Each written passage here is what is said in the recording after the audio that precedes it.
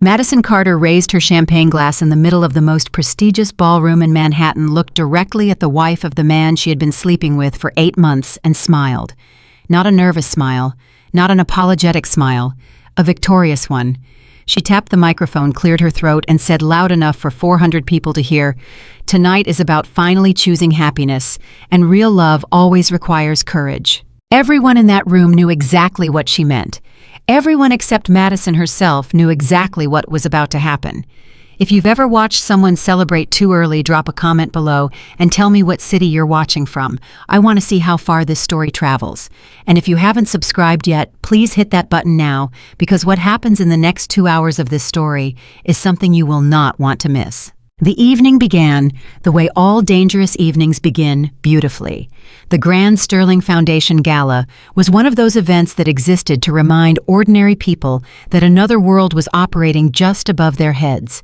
It was held every year at the Four Seasons Hotel in Midtown Manhattan, and every year it drew the same crowd of billionaires, investment titans, philanthropists, and the kind of people whose phone calls could end careers before breakfast the next morning. 400 guests, $300,000 worth of floral arrangements, a 6-piece orchestra playing Beethoven near the entrance, and enough private deals being made in corners that the Securities and Exchange Commission probably would have shut the whole thing down if they'd had a table. Claire Whitmore had attended this gala for 11 consecutive years. For the first 10, she had attended as Ethan Hayes' wife. Tonight, she attended as something else entirely. She sat at a table near the back of the ballroom, not because she had been pushed there, but because she had chosen it deliberately. From that position, she could see everything: the stage, the entrance, the bar, and most importantly, she could see the woman in the emerald green dress standing near the front of the room, holding a champagne glass like it was a trophy she had already earned. Madison Carter was 31 years old, and she moved through the room the way young women move when they believe the world has finally decided to give them everything they ever wanted. She laughed a little too loudly at jokes that weren't that funny. She touched Ethan's arm twice while they were standing near the buffet table, each touch casual enough to seem accidental, but deliberate enough to be noticed. She smiled at people who were clearly uncomfortable with her presence and interpreted their discomfort as jealousy. She was wrong about that, but she didn't know it yet. Claire watched all of this and felt almost nothing. That was not because she was cold. It was because she had already done her grieving. She had cried exactly once 4 months ago on a Tuesday evening alone in the master bathroom of their Greenwich home after she found the 3rd hotel receipt in Ethan's jacket pocket while dropping off his dry cleaning. She had sat on the marble floor with her back against the bathtub for 22 minutes. She had allowed herself every feeling: the humiliation, the rage, the grief, the confusion, the ugly, devastating question of what was wrong with her. And then she had stood up, washed her face, and made a decision. She would not fall apart. Not because falling apart was weakness, but because falling apart in public was exactly what Ethan and his new companion were hoping for. And Claire Whitmore had not been raised to give people what they were hoping for. Her father, Alexander Whitmore, had told her something when she was 19 years old, during a particularly difficult negotiation her family had been involved in with a rival investment group. He had said, "The moment your enemy believes they've already won is the most dangerous moment for them, because that's when they stop watching their back." Claire had never forgotten those words, and for 4 months she had lived by them. She had watched. She had listened. She had collected information with the quiet patience of someone who understood that the truth, if you gave it enough time, always revealed itself fully. She knew Madison Carter was not some random employee who had stumbled into an affair with a married man. Madison Carter had been strategically positioning herself within Hayes Global for 2 years. She was in the marketing division, talented enough to be credible, ambitious enough to be dangerous, and smart enough, or so she believed, to play a long game. She had started with small things: staying late when Ethan stayed late, volunteering for projects that required one-on-one time, laughing at his references to old business deals, asking questions that made him feel like a mentor. And gradually, inevitably, the relationship had shifted. Ethan Hayes was 54 years old. He had built his company Hayes Global from a modest consulting firm into a publicly traded corporation with 900 employees and annual revenues approaching $2 billion. He was intelligent-driven and deeply insecure in the way that many successful men are always searching for the next confirmation that he was still relevant, still powerful, still the smartest person in any room he entered. Madison had understood that insecurity with frightening precision, and she had used it. Claire had pieced all of this together, not through anger or intuition, but through careful research. Her brother Julian had access to private investigators. Claire had access to Julian. Within 6 weeks of that Tuesday evening in the bathroom, she knew nearly everything. She knew when the affair had started approximately 14 months ago at a company retreat in Charleston. She knew how serious Ethan believed it to be serious enough that he had consulted a divorce attorney twice in the last 3 months. She knew what Madison believed the future held: an announcement, a clean separation, a new beginning. And she knew something that neither Ethan nor Madison had considered. She knew that Hayes Global's most important financial relationships, the ones that accounted for nearly 40% of the company's operating capital, ran through Whitmore Holdings, her family's firm, the company her grandfather had built and her father still controlled. Ethan had been so busy building his empire that he had forgotten whose foundation he was building it on. That was the most common mistake powerful men made. They assumed that because they were standing at the top, they had built the structure themselves. They forgot the people who had quietly placed every stone beneath their feet. Claire was not just Ethan's wife. She was the reason 3 of his most important investors had trusted him in the first place. She was the reason the Whitmore family had guided significant capital toward Hayes Global in its early years. She was the reason Ethan had been invited to the right rooms, sat at the right tables, been introduced to the right people. She had done all of it without ever asking for credit. That was her nature. That was how she had been raised. You worked, you contributed, you built. You didn't need applause because the results spoke for themselves. But there was a cost to being that quiet. And the cost was this: Ethan had stopped seeing her. Not all at once and not intentionally at first, but slowly, the way you stop seeing furniture that has always been in the same room. She became part of the structure, reliable, assumed, invisible. And Ethan, in his invisibility, had started searching for something that reflected his light back at him. Madison Carter was very good at reflecting light. The problem, and it was a catastrophic problem, was that she was only a mirror. And Ethan was so entranced by his own reflection that he had forgotten there was a real world outside of it. Tonight, reality was going to walk through those ballroom doors. But first, Madison was going to make her speech. Claire had known about the speech. Julian had told her 3 days ago. A reliable source inside the Gala's organizing committee had confirmed it. Madison had arranged through Ethan's approval to make a brief statement during the evening's program. It was framed as a tribute to Hayes Global's philanthropic contributions.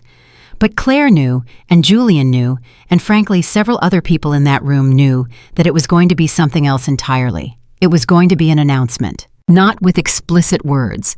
Madison was too clever for explicit words, but with meaning, with tone, with the specific kind of subtext that everyone in a room full of intelligent people understands without being told. Claire watched Madison approach the microphone and felt the familiar stillness settle over her. She had been waiting for this moment for 4 months. She was ready. Madison tapped the microphone. The room began to quiet. She was wearing the emerald dress that Claire had seen in a photo from 2 weeks ago. Madison had posted it on her private Instagram, which was not as private as she believed. It was a beautiful dress. Claire would have admitted that freely because she was not the kind of woman who diminished other women out of bitterness. The dress was beautiful. Madison was beautiful. None of that was the point. "Good evening," Madison said, and her voice was warm and clear and carefully practiced. "Thank you all for being here tonight. This gala has always represented something important to those of us who believe that real change requires both vision and courage." Applause, polite, measured. "Hayes Global is proud to be a part of this event again this year," she continued. "But tonight, I want to say something a little more personal, if you'll allow me." The room shifted slightly. People exchanged glances, the kind of glances that said, "Here we go." Ethan Hayes was standing near the side of the stage. Claire could see him from her position at the back. He was watching Madison with an expression that contained too many things at once: pride, nervousness, something that might have been affection, or might have been relief, that the moment he had been building toward was finally arriving. He had not looked at Claire once in the past 40 minutes. That was fine. She had no interest in being seen by him tonight. She was waiting for different eyes. Sometimes, Madison said, her voice dropping just slightly in the way speakers do when they want to signal that what follows is sincere. The most powerful thing a person can do is choose honesty, even when honesty is difficult, even when it requires letting go of things that are comfortable. Silence in the room, the kind of silence that vibrates. "Tonight isn't about secrets anymore," Madison said. "It's about finally choosing happiness." She paused. She raised her champagne glass, and she looked directly at Claire Whitmore. "Sometimes people stay in marriages because they're afraid to leave, but real love requires courage." For 3 seconds, nobody moved. And then from across the room, Claire Whitmore slowly set down her own glass. She did not stand. She did not speak. She did not change her expression. She simply watched Madison Carter with the calm, focused attention of someone who has already made all of their decisions and is simply waiting for the right moment to implement them. Madison held her gaze for 1 second, 2 seconds, 3, and then just barely, just enough to be noticed by people watching closely, Madison's smile flickered. Because something in Claire's stillness was wrong. Victorious women did not sit that quietly. Humiliated women did not hold themselves that straight. Women who were being publicly destroyed did not look at their destroyers with that particular expression, calm, clear, almost patient. Madison had expected tears, or anger, or the desperate, wounded dignity of a woman trying not to break in public. She had not expected this. She had not expected to feel for just a moment like she was the one being watched instead of the one watching. She recovered quickly. She was good at recovering quickly, and brought her champagne glass to her lips, but the moment had existed, and in a room full of people trained to read moments, it had been noticed.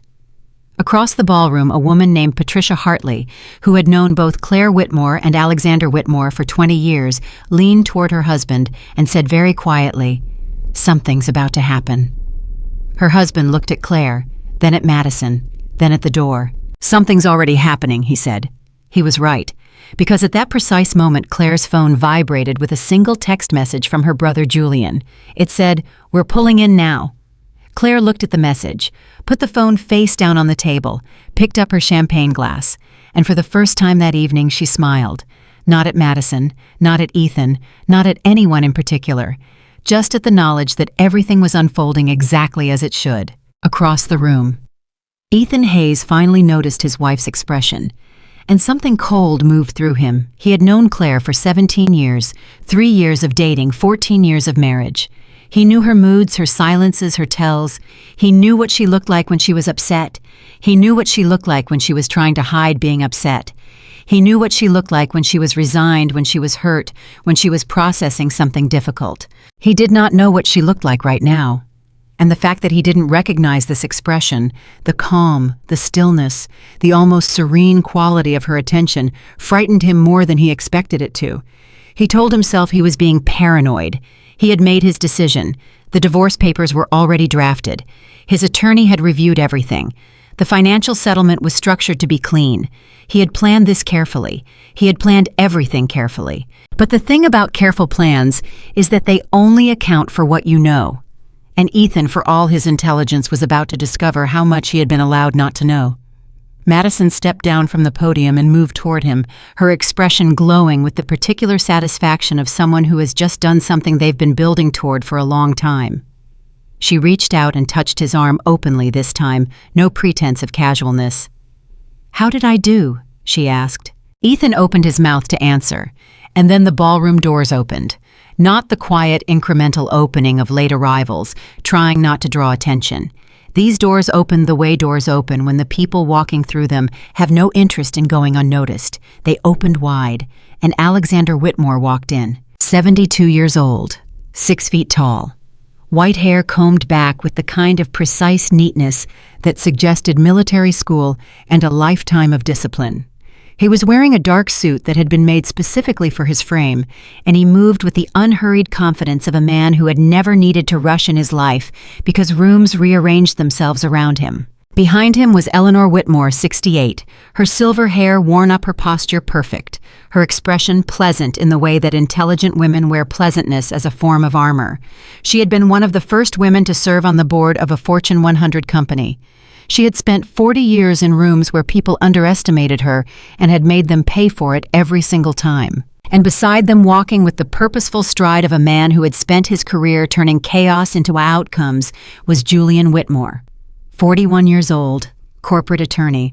The kind of lawyer that other lawyers recommended when a situation required someone who could think 6 steps ahead while appearing to think about nothing at all. The ballroom didn't quite stop. The music continued, conversations continued, but the energy shifted so profoundly and so suddenly that it was almost physical, a change in air pressure, a collective awareness, because everyone in that room knew who Alexander Whitmore was. You didn't survive in the world of New York finance without knowing Alexander Whitmore. He was the kind of figure that existed in every industry's mythology, the man who had built something real from nothing, who had survived crashes and recessions and rivals and time, and who was still at 72, one of the most consequential investors in the country. He never came to events like this. Everyone knew that. He sent representatives. He sent donations. He sent his name on letterhead. He did not appear in person. And yet here he was. Patricia Hartley grabbed her husband's arm. The woman at table 7 whispered something to her companion that made him put down his fork. 3 board members of Hayes Global, who happened to be seated at different tables around the room, all looked at each other within seconds of Alexander Whitmore's entrance and had the exact same thought: this is not a coincidence. Ethan Hayes saw them come in, and for one terrible, clarifying moment, the entire careful architecture of his plan, the divorce, the new relationship, the clean beginning, he had been promising himself for months, cracked straight down the middle, because he suddenly understood something he had been avoiding for months. He had not been leaving a wife. He had been leaving a family.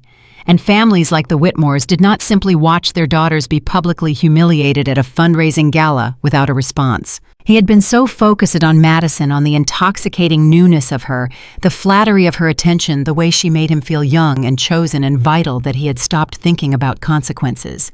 Not the emotional consequences, not the human consequences, the structural ones, the ones that paid salaries, the ones that kept credit lines open, the ones that had made Hayes Global possible in the first place. Madison was still standing beside him with her hand on his arm when he saw Alexander Whitmore begin walking directly toward their side of the room. She followed his gaze, and her smile, which had been so radiant 5 minutes ago, began its first real falter of the evening. "Who is that?" she asked, though she already knew. She had done enough research on Hayes Global to know who Alexander Whitmore was. Ethan didn't answer.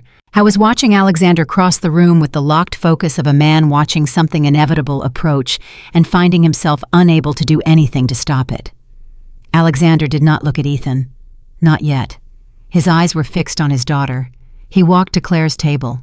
Everyone nearby stepped back slightly unconsciously, in the way people step back from power, even when they're not aware they're doing it. Claire stood. She was tall, 5'10", and in that moment she stood with the kind of posture that her mother had spent years instilling in her, the posture that said, "I come from something. I know exactly who I am. You cannot diminish me because I do not require your validation." Alexander looked at his daughter for a long moment. He put his hand on her shoulder. Just that. Just his hand steady and warm on her shoulder. He said, "We're here." 2 words. And yet the entire ballroom seemed to exhale. Claire looked at her father, and for just a moment, one small human moment, that only the people closest to her could have detected, her eyes softened with something that was not weakness, but was perhaps its opposite. The specific relief of a strong person who has been carrying something alone and is finally not alone anymore. She said, "I know." Then she looked at her mother, who nodded once with an expression that said everything without saying anything. Then she looked at Julian, who allowed himself the smallest smile, the kind that said, "We are about to do what we came here to do." And then Alexander Whitmore turned, and he looked at Ethan Hayes. Ethan had been married to Alexander's daughter for 14 years. He had sat across from this man at holiday dinners. He had received business guidance from this man. He had benefited enormously from this man's connections, his confidence, his quiet and decisive support. He had never once, not in 14 years, seen Alexander look at him the way he was looking at him right now. Not with rage, not with contempt. Those would have been easier. He was looking at him with something far more unsettling. He was looking at him the way powerful people look at mistakes they intend to correct. Alexander said, "Ethan, we need to discuss what happens next." 5 words. Calm, even, almost gentle in their delivery. And yet Ethan Hayes, a man who had sat across negotiating tables from some of the most formidable business minds in the country, felt the ground shift beneath him in a way it had never shifted before. Because powerful people rarely threaten, they simply state facts. And the fact Alexander was stating quietly, clearly, in the middle of 400 witnesses was this: something was going to change, and Ethan Hayes was not going to be the one deciding what. Madison Carter, standing 8 feet away, heard those words. She felt the champagne glass in her hand become suddenly very heavy, because in that moment, for the first time since she had walked into this ballroom in her emerald dress, with her victory already written on her face, she understood something. She had not walked into a competition she was winning. She had walked into a conclusion that had already been written. The woman she had spent 8 months dismissing as an obstacle, the quiet wife with the careful eyes who sat at the back table and never made a scene, was not losing tonight. She had been waiting. She had been waiting for exactly this moment. And Madison Carter, with her champagne glass and her practiced speech and her belief that love was something you could simply decide to take from someone else, Madison Carter had just realized too late what it actually meant to be on the wrong side of a family like the Whitmores. She had thought she was stealing a man. She had not understood that the man she was stealing had been on borrowed foundation all along. And that foundation, every brick of it, belonged to the woman standing across the room with her father's hand on her shoulder and the clearest eyes in the building. Claire Whitmore looked at Madison Carter one more time, not with anger, not with triumph, with something that was almost pity, because Madison had made the oldest mistake in the world. She had confused silence for weakness. She had confused patience for defeat. She had seen a woman who didn't fight back and assumed it was because the woman had nothing to fight with. She hadn't considered the possibility that the woman simply hadn't decided it was time yet. But that time, 4 months of waiting, 4 months of watching, 4 months of quiet and deliberate preparation, had finally arrived. And the most powerful family in that room had come to make sure everyone understood it. The orchestra was still playing. The chandeliers were still brilliant. The champagne was still cold. But the evening, the outcome of the evening, the meaning of the evening had already been decided. Not when Madison raised her glass. Not when Alexander Whitmore walked through the door. It had been decided 4 months ago on a Tuesday evening when Claire Whitmore stood up from the floor of her bathroom, washed her face in cold water, looked at herself in the mirror, and made a choice. Not revenge. Not destruction. A correction. And corrections, when they are made by the right people at the right time, with the right kind of patience, are always quiet, right up until the moment they are not. The moment was now, and there was not a single person in that ballroom who didn't feel it. The text message was sent at 9:47 p.m. 3 words. "Come in now." And in the 17 seconds it took for the ballroom doors to open, Claire Whitmore sat completely still at her table, her wine glass in her hand, her expression unchanged, while 400 people around her processed what they had just witnessed. Madison Carter had pressed a champagne glass against another woman's cheek in front of the most powerful room in New York. That was not boldness. That was not confidence. That was someone who had already stopped thinking about consequences. And Claire had known for 4 months that the moment Madison stopped thinking about consequences was the moment everything would unravel for her. Not because Claire would pull the thread, but because people who stop thinking about consequences always unravel themselves. She had simply needed to wait long enough for Madison to do it publicly. The doors opened. And now, in the 60 seconds after Alexander Whitmore had looked at Ethan Hayes and said, "We need to discuss what happens next," the entire room was reorganizing itself around a new center of gravity. And that center was not Madison Carter in her emerald dress. It was not Ethan Hayes with his careful plan and his drafted divorce papers. It was not even Alexander Whitmore, as formidable as his entrance had been. It was Claire. It had always been Claire. She just hadn't let anyone see it until tonight. Julian appeared at her side first. He pulled out the chair beside her and sat down without ceremony, the way siblings do when they've already said everything that needed to be said before arriving. He set his phone face down on the table and looked at his sister. "You okay?" he asked. "I'm fine," she said. "You sure?" Because she put a glass against your face, Claire, in front of 400 people. "I know what she did. And you're just sitting here." "Yes." Julian looked at her for a moment. Then he exhaled. "You know, sometimes you are genuinely terrifying." Claire almost smiled. Good. Across the room, Ethan Hayes was having a very different kind of conversation. He had pulled away from Madison not dramatically, not in a way that announced itself, but the physical distance between them had increased by about 3 feet in the past 90 seconds, which anyone watching closely would have noticed. His body language had changed entirely. The open confidence he had carried for the past 2 hours had collapsed inward. His shoulders had come forward slightly, his jaw was tight. He was holding his drink with both hands now, which was something he only did when he was working very hard to appear calm. His head of investor relations, a man named Gary Solis, who had been with Hayes Global for 9 years, materialized at his elbow. "Ethan," Gary said quietly, "Alexander Whitmore is here." "I see that." "Did you know he was coming?" A pause. "No." Gary processed this. "Do you want me to—" "No," Ethan said again. "I'll handle it." But even as he said the words, he knew they weren't true.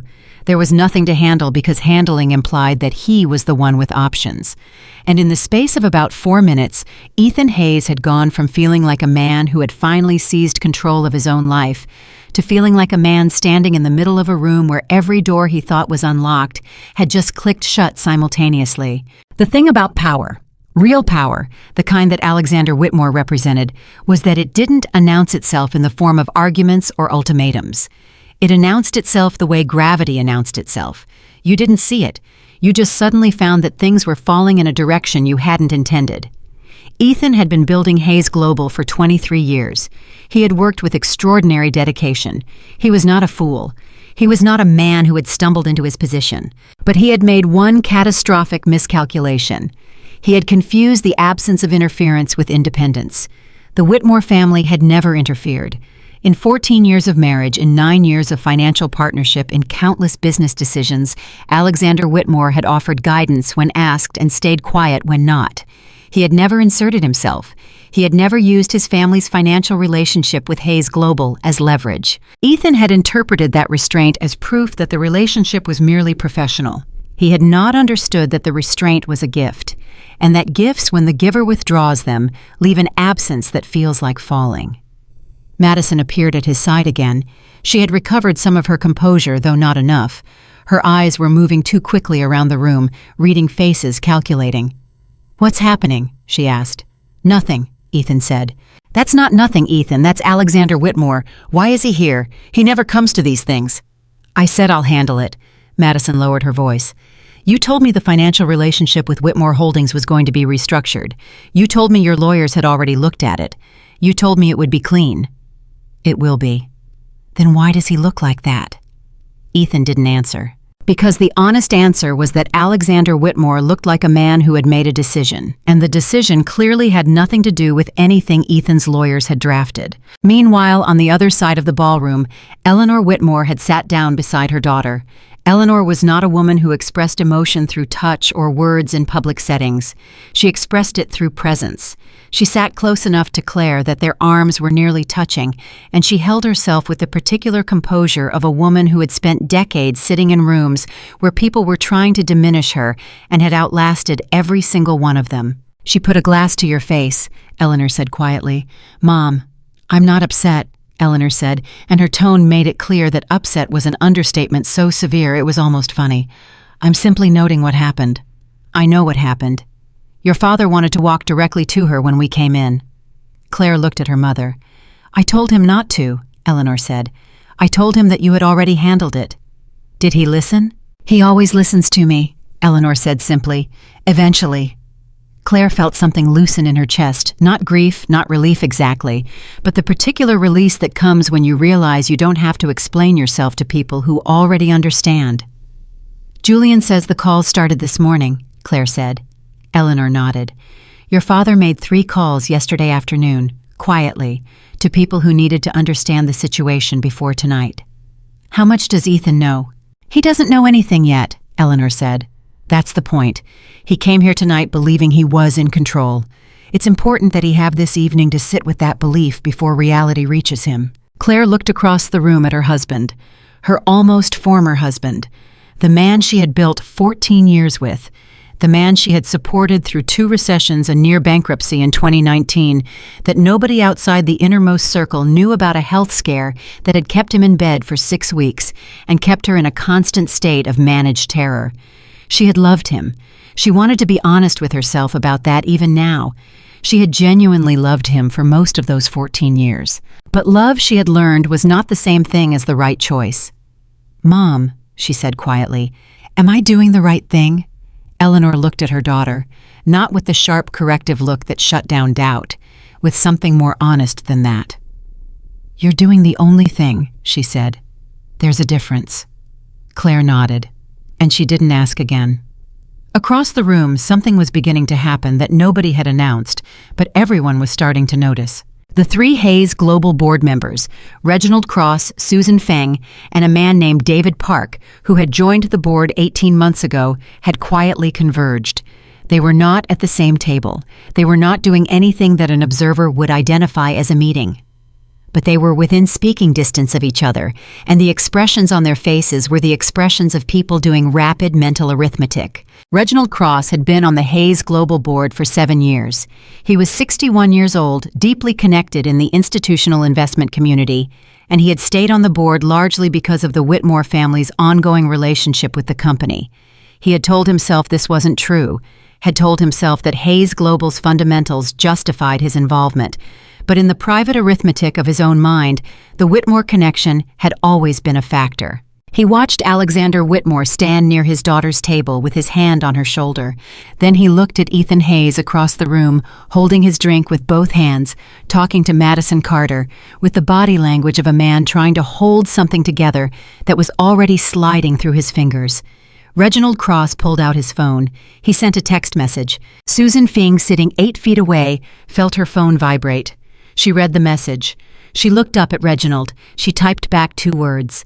David Park felt his own phone vibrate 14 seconds later. He read both messages. He put his phone back in his pocket and picked up his wine and stared at the middle distance with the look of someone who had just made a calculation and didn't especially like the result. None of this took more than 45 seconds. None of it made a sound.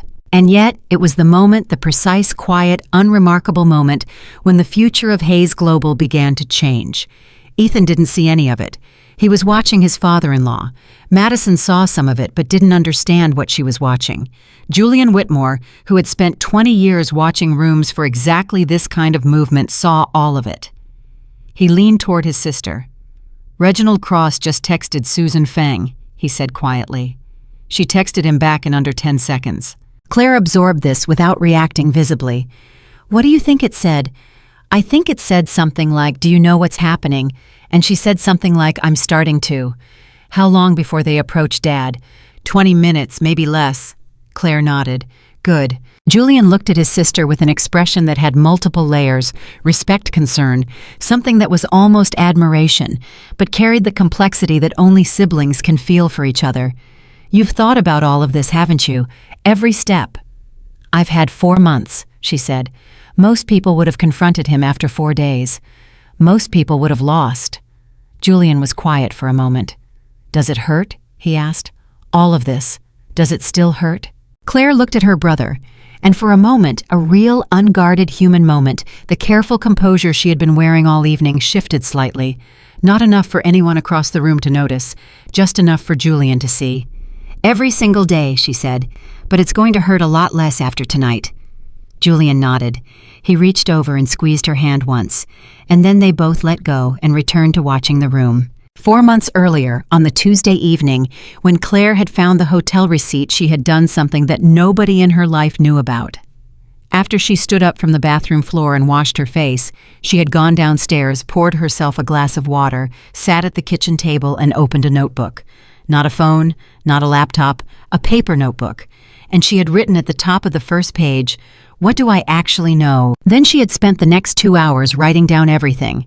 Not what she suspected, not what she feared, what she knew with certainty. The receipt, the changed passwords, the phone always face down, the business trips that lasted a day longer than they needed to.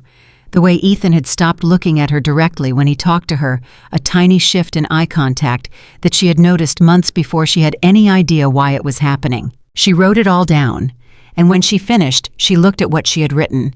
Then she turned to the next page and wrote, "What do I need to know?" And then on the page after that, "What do I need to do?" That notebook became the foundation of everything that followed. The private investigator arranged through Julian, without Ethan's knowledge, provided the details that filled in the spaces between what Claire knew and what she needed to know. The investigator was a woman named Denise Carver, 60 years old, former corporate security, the kind of professional who delivered information without drama and without judgment. She met with Claire 4 times in 4 months. Each time she provided documents, timelines, facts. Claire never cried during those meetings. She asked questions. She took notes. She thanked Denise for her professionalism. After the last meeting, when Denise had confirmed the Gala plan and Madison's intended speech, Claire had sat in her car for 11 minutes. She had let herself feel the full weight of what she was processing. All of it. The deliberateness of it. The fact that this was not an impulse, not a crisis, but a plan. A plan that had been constructed over more than a year to replace her. She had sat with that for 11 minutes. Then she had called Julian. "I'm ready," she said. "Tell me what you need," he said. And she had told him everything. Julian had spent the following 2 months working with a quiet precision that matched his sister's. He made calls. He consulted with financial advisors who had no direct connection to Hayes Global. He had careful, oblique conversations with people in Ethan's investment network, not asking questions directly, but placing information indirectly, letting people draw their own conclusions. He spoke with his father 3 times, presenting the situation with the specificity and objectivity of a legal brief. Alexander Whitmore had listened to all of it without interrupting. At the end of the 3rd conversation, he had said, "What does Claire want?" Julian had said, "She wants to handle it herself. She wants to make her own decision. She wants to be the one standing when it's over." Alexander had been quiet for a moment. Then he had said, "Good.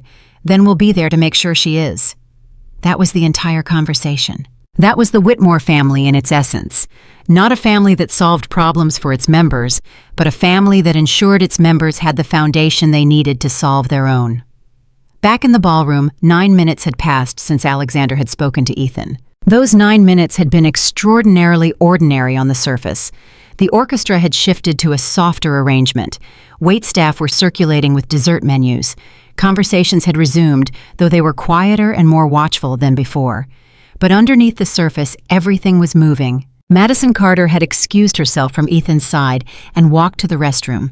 She needed a moment. The woman who had walked into this ballroom 2 hours ago with absolute certainty was now running rapid recalculations. She was not stupid. She was actually quite intelligent. And her intelligence was now serving her in the worst possible way, giving her enough clarity to understand that something had gone wrong without giving her enough information to understand exactly how badly. She stood at the sink and looked at herself in the mirror. She was still beautiful.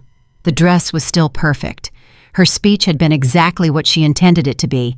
None of that had changed. But the room had changed. The energy in the room had changed. And the way people were looking at her had changed. They were still looking, but the quality of the attention was different. Before her speech, she had been the subject of envy and speculation. After her speech, she was still the subject of attention, but the category of that attention had shifted. She pulled out her phone. She had 3 text messages from people who had been at nearby tables when she gave her speech. She read the first one. It said, "Call me when you get a chance, tonight if possible." It was from her supervisor at Hayes Global, not Ethan. Her direct supervisor, a department head named Carl, who had always been friendly and professionally supportive. The text was sent 7 minutes ago, at 9:54 p.m., during a gala.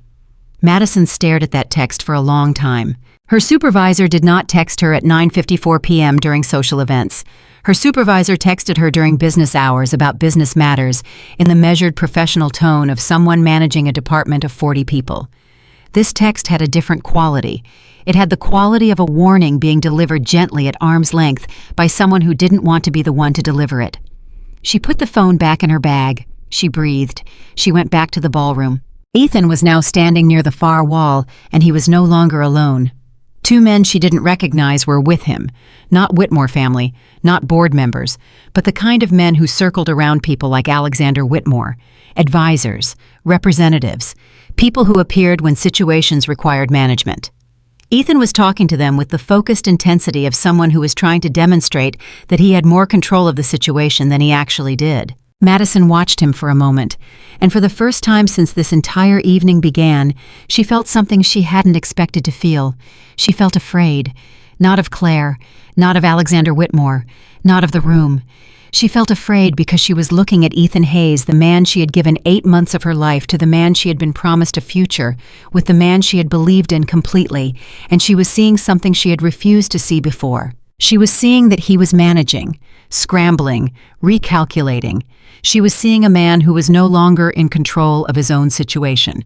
And the question that formed in her mind, the question she had not allowed herself to form in 8 months of this, was if he cannot control his own situation, how was he ever going to control mine? She had believed she was choosing a powerful man. She was only now beginning to understand that his power had never fully belonged to him. Back at Claire's table, Julian's phone buzzed. He looked at it, read the message, set it down. Reginald Cross just asked Dad if he could have a word, he said. And Dad said yes. They're stepping outside the main room in about 5 minutes. Claire absorbed this.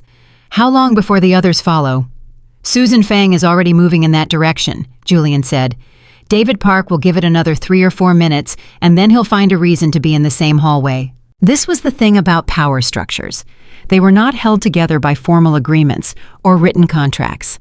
They were held together by confidence, by the collective belief of many individuals that a particular structure was stable.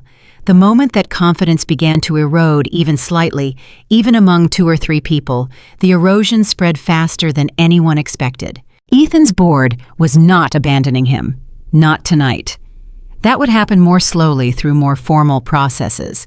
But they were doing something nearly as significant. They were seeking clarification. They were testing the stability of the structure.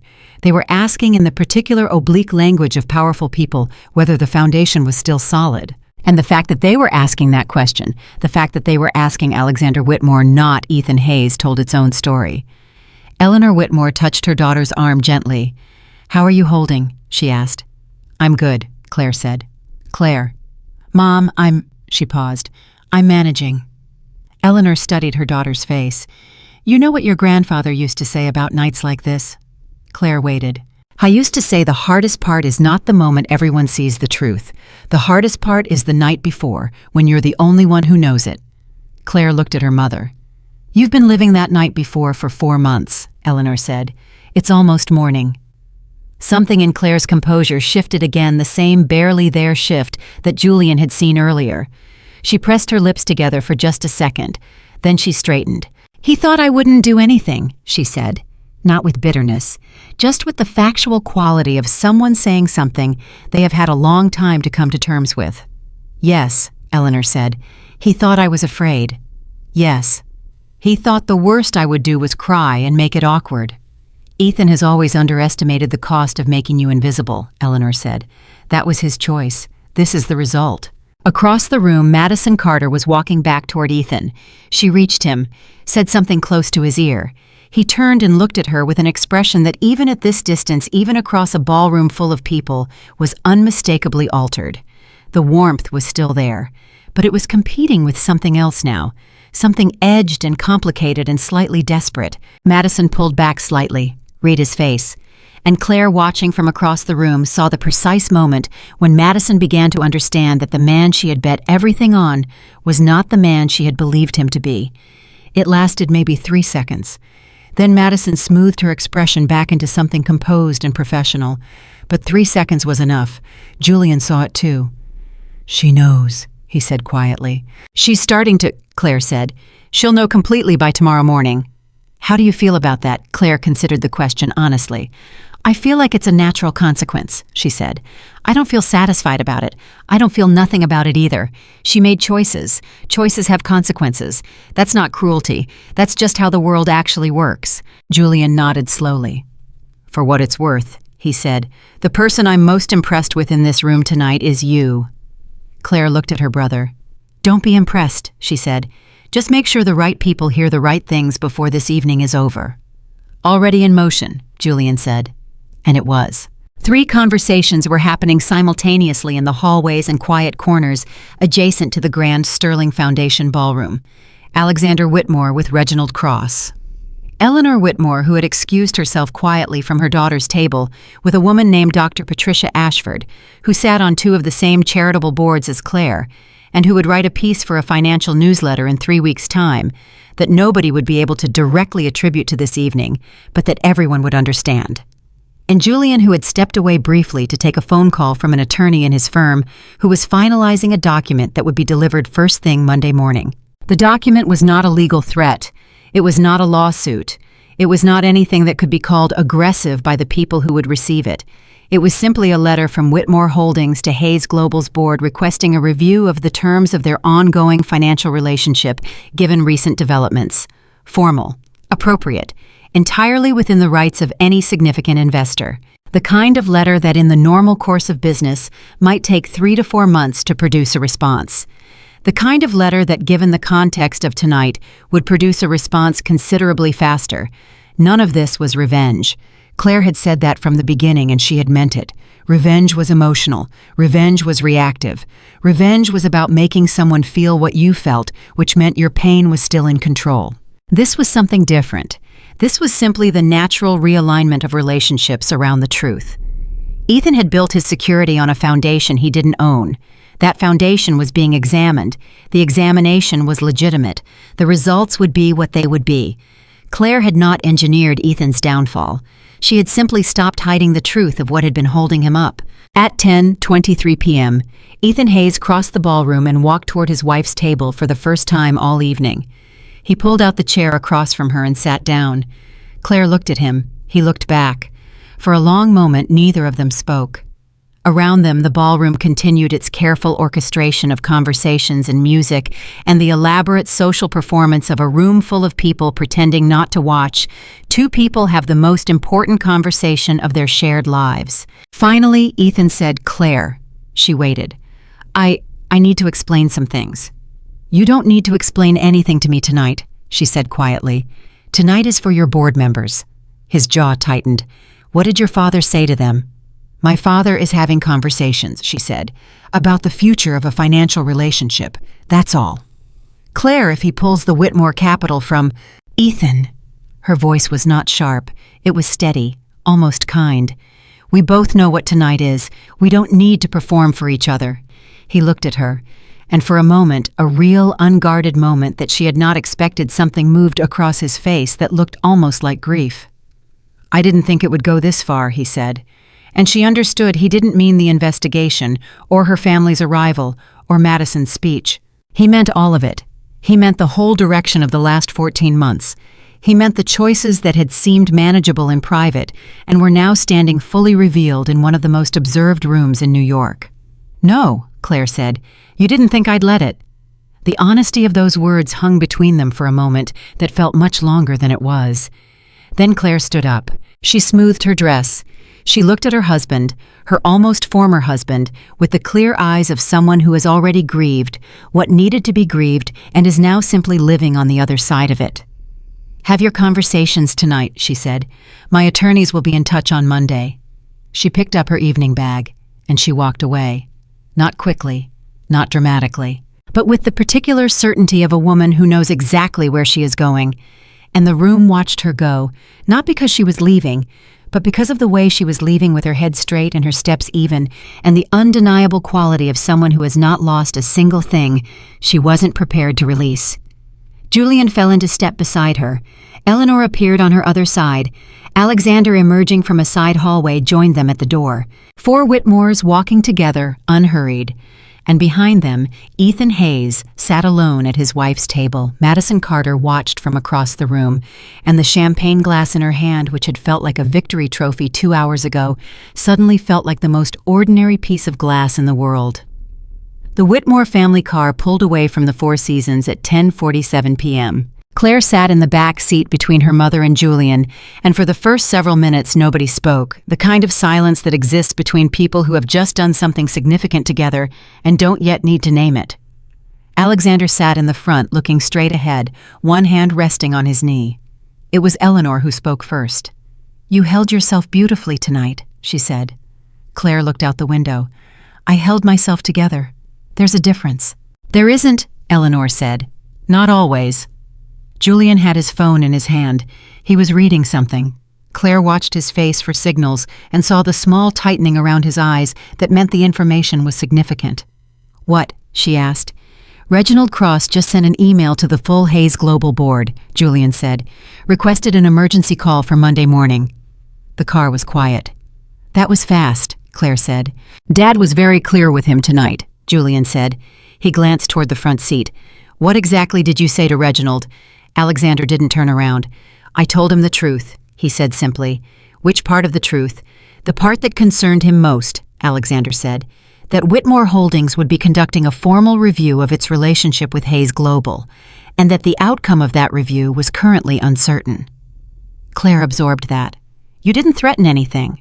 "I never threaten anything," Alexander said. "I state facts. What people do with facts is their own business." Julian set his phone down.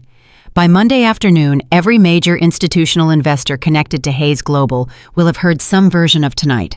By Tuesday, the analysts will start making calls. By Wednesday—" "Julian," Claire said quietly. He stopped. "I know the timeline," she said. "I helped build it." Another silence. Then Julian nodded. "Right, sorry."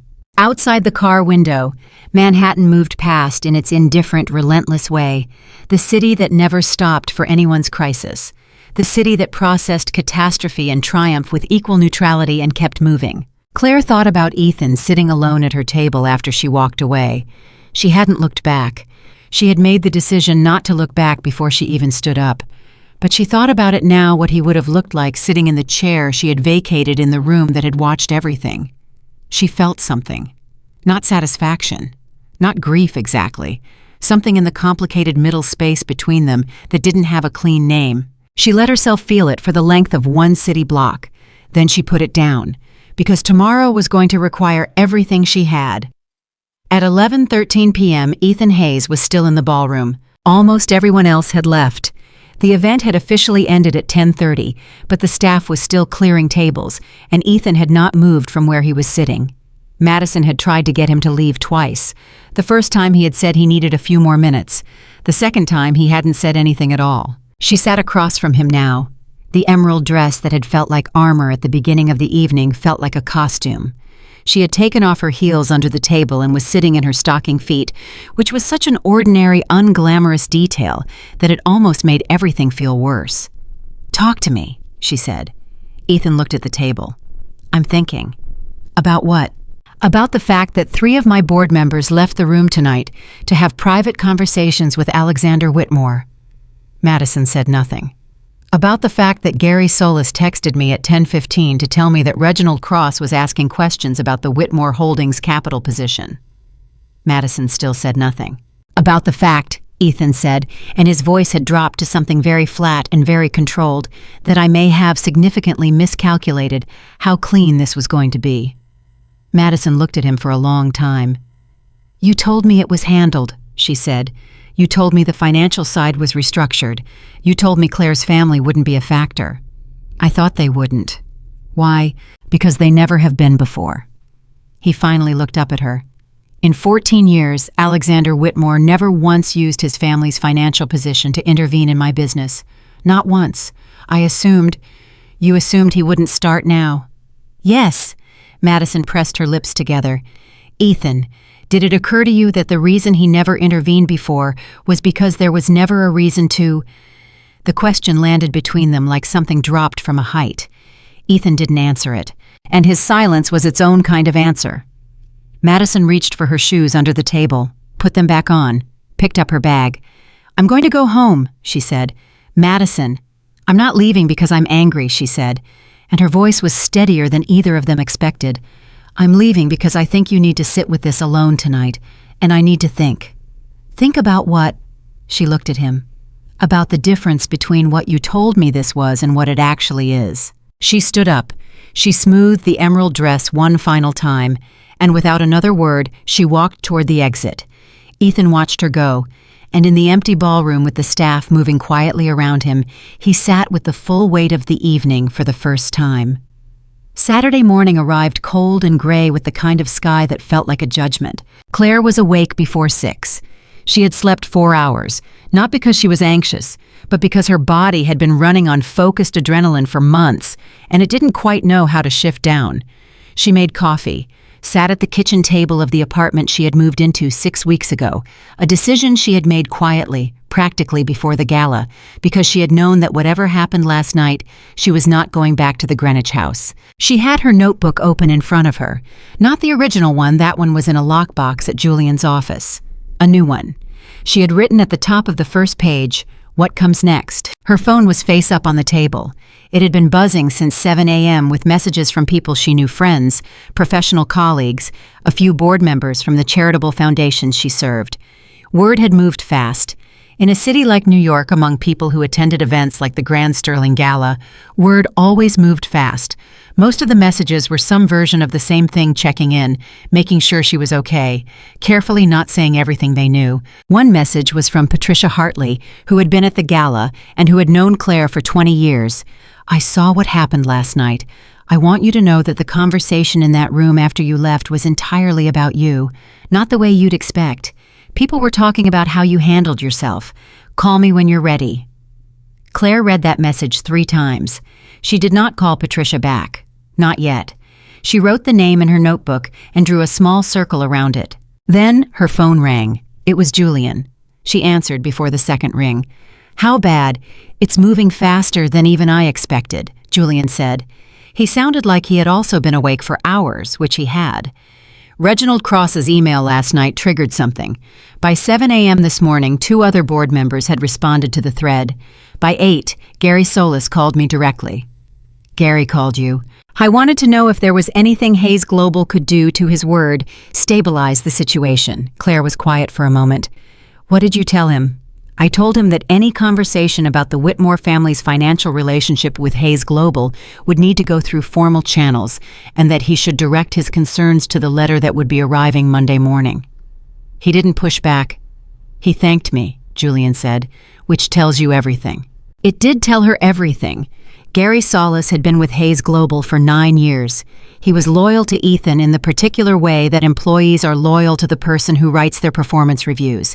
But Gary was also intelligent enough to read a room, and the room as of this morning was telling him something that overrode personal loyalty. It was telling him that the foundation might be shifting. And in business, when you feel a foundation shifting, you stop pushing against the walls and start looking for the load-bearing structure. "Has Ethan called you?" Claire asked. "Twice," Julian said. "I didn't pick up." "Julian, he can call my office on Monday," Julian said. "This is a weekend, and I'm not his attorney." Claire considered this. "What about Madison anything?" Julian paused, a pause that told her something was coming. "That's actually why I called," he said. "Denise reached out this morning. Denise Carver, the investigator." "What did she find?" Claire asked. "Nothing new about Madison herself," Julian said. "But she flagged something that's been in the background of this situation that we hadn't fully tracked." Another pause. "Madison Carter has a mentor, someone who introduced her to Hayes Global in the first place, an executive recruiter named Philip Strand. He placed her in the marketing department 2 years ago." "I know who he is," Claire said. She had seen his name in the investigator's files. "What about him?" "Philip Strand," Julian said carefully, "also happens to have been consulting for 2 of Hayes Global's competitors over the past 18 months, quietly, not in a way that was disclosed." The kitchen was very silent. "You're saying she wasn't just an affair," Claire said slowly. "I'm saying we don't know that yet," Julian said. "But I'm saying that the relationship between Madison Carter and Hayes Global may have dimensions that Ethan himself wasn't fully aware of." Claire sat with this. The coffee in her cup had gone slightly cold. She didn't notice. "Denise is still looking?" she asked. "She's been looking since 6 this morning," Julian said. "I told her to pull everything on Strand, his client list, his contracts, his communications with Madison going back to when she was placed." "How long will that take?" "A few days," Julian said. "Maybe less." Claire closed her notebook. "Keep me updated." "Always," Julian said. "And Claire, are you okay? Actually okay?" She thought about the question. The real version of it, not the reflexive version. "I will be," she said. "By the time this is fully resolved, I will be." "That's enough," Julian said. She ended the call, picked up her coffee cup. looked at the window where the gray Saturday light was coming through. Then she opened a new page in her notebook and wrote, Philip Strand, and circled it twice. At 9:22 a.m., Madison Carter's Saturday morning was not going well. She had barely slept. She had spent the night in the spare bedroom of her apartment, not because anyone else was using the main bedroom, but because the main bedroom felt too exposed, too much like a place where she would lie awake and hear her own thoughts in high definition. The spare room was smaller and darker, and she had sat on the bed until almost 2 in the morning, just running the Gala through her mind on a loop. The champagne glass against Claire's cheek. She kept coming back to that. It had felt in the moment like a declaration, like the kind of bold, decisive action that signaled a woman who knew what she wanted and was done apologizing for it. In the gray light of Saturday morning, it felt like something else entirely. It felt like the moment she had handed Claire Whitmore a specific, observable, room-witnessed example of her own behavior to do with whatever she chose. She had given a woman who was already prepared a gift she hadn't needed to give. Her phone had been buzzing since 8. She checked it at 9 and found 14 messages, 3 from colleagues at Hayes Global, 2 from friends who had been at the Gala, 1 from her mother in Phoenix, who had heard something Madison didn't know how or from whom, but her mother had heard something, and the message was characteristically blunt, "Call me, now." The most important message was from Carl, her supervisor. It had been sent at 8:45 a.m. on a Saturday morning, which was already its own message. Madison, we need to talk before Monday. I want to be transparent with you. There are some discussions happening at the senior level about the company's current situation, and I want to make sure you're informed. Can we speak today? She read that message 4 times. Company's current situation. That phrase, that carefully chosen, deliberately neutral phrase that said nothing and implied everything. She called Ethan. He answered on the 3rd ring, which meant he had been awake, and he had seen her name come up and taken a moment before picking up. I just got a text from Carl, she said. No greeting, no preamble. I know, Ethan said. What is the situation? A pause on the line. How much do you want to know right now? The question hit her like cold water. What do you mean, how much do I want to know, Ethan, what's happening? The board called an emergency meeting for Monday morning, he said. His voice had the flat quality of someone who had been up all night processing something and had moved through the emotional part into the simply factual. Reginald Cross initiated it. It's technically framed as a general governance review, but it's about Whitmore Holdings, Madison said. Yes, and about us. Another pause, longer this time. Yes. Madison stood up from the edge of her bed and walked to the window. She needed to move. She needed to have her body doing something while her mind did what it was doing. Ethan, you need to tell me exactly where we stand. Not where you thought we'd stand, where we actually stand right now. The pause that followed was long enough that she counted it. 4 seconds. 5. The Whitmore capital position represents about 38% of our operating leverage, Ethan said. It's structured through a combination of direct investment and linked credit facilities. If Alexander moves to review or restructure that relationship, stop, Madison said. In plain language. In plain language, Ethan said. If Whitmore Holdings formally withdraws or restructures its relationship with Hayes Global, the company's current valuation and credit position becomes significantly more complicated. How significantly? Significantly enough that the board would need to take it very seriously. And by seriously you mean, I mean seriously, he said. Madison, I need to be honest with you. She waited. Her heart was doing something she didn't want to name. When I told you that the financial separation from Claire would be clean, Ethan said, I was working from an assumption that the Whitmore family would treat their investment in Hayes Global as a separate matter from my personal life. That assumption was... He stopped. That assumption was wrong. The silence that followed was the loudest thing Madison Carter had heard in years. You didn't know, she said. It wasn't quite a question. I didn't know, he confirmed, or I underestimated. I knew on some level that the relationships overlapped. I didn't understand how completely they were integrated. Integrated, Madison repeated. The word felt clinical and terrible. Ethan, what does integrated mean for us right now? What does it mean for me? He didn't answer immediately, and the fact that he was taking time to construct his answer, rather than giving her the immediate reassurance she was waiting for, told her something she didn't want to know. Carl reaching out to you this morning, Ethan said carefully, is probably him acting in good faith to give you advance notice of something. Advance notice of what? I don't know yet, he said. I genuinely don't know. But Madison, I think you should call him back today, before Monday. She closed her eyes. Are you telling me my job is at risk? I'm telling you to call Carl, he said. She opened her eyes. She looked out the window at the gray Saturday city. I have to go, she said. Madison. She ended the call. She stood at the window for 2 full minutes without moving. Then she called Carl. He answered immediately, which meant he had been waiting. Thank you for calling back, he said. He had a measured, careful voice, the voice of someone managing a difficult conversation and trying to be fair. I want to be upfront with you, Madison. I've been asked to talk to you because of some developments at the board level that are moving faster than anyone anticipated. Carl, just tell me. A breath on the line. There's a request from senior leadership to review the employment situations of several people whose roles intersect with recent events. I can't be more specific than that right now, but I want you to be prepared for Monday. What does prepared mean? It means, Carl said, that it would be a good idea to have your personal items from your office accessible, in case the Monday conversation moves in a direction that requires an immediate transition. The room was completely still. Are you firing me? Madison said. I'm not in a position to confirm any specific outcome before Monday's board meeting, Carl said. I'm calling you as a courtesy because I value you professionally, and I think you deserve as much advance notice as I'm able to give. Carl. I'm sorry, Madison, he said, and he sounded like he meant it. I genuinely am. She put the phone down on the windowsill. She stood there for a long time. Outside, the city moved past in its relentless way. Taxis and delivery trucks and people with their Saturday coffee cups and dogs on leashes, and all the ordinary machinery of a world that had not stopped for her particular catastrophe. She thought about the woman in the ballroom last night, sitting at the back table with her wine glass and her composed expression and her 3-word text message.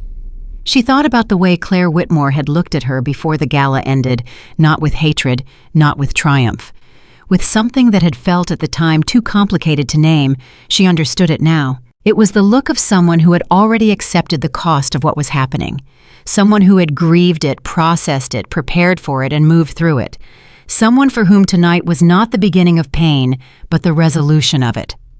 Madison had walked into that ballroom believing she was the one who had done all the hard work. The patience, the planning, the long game.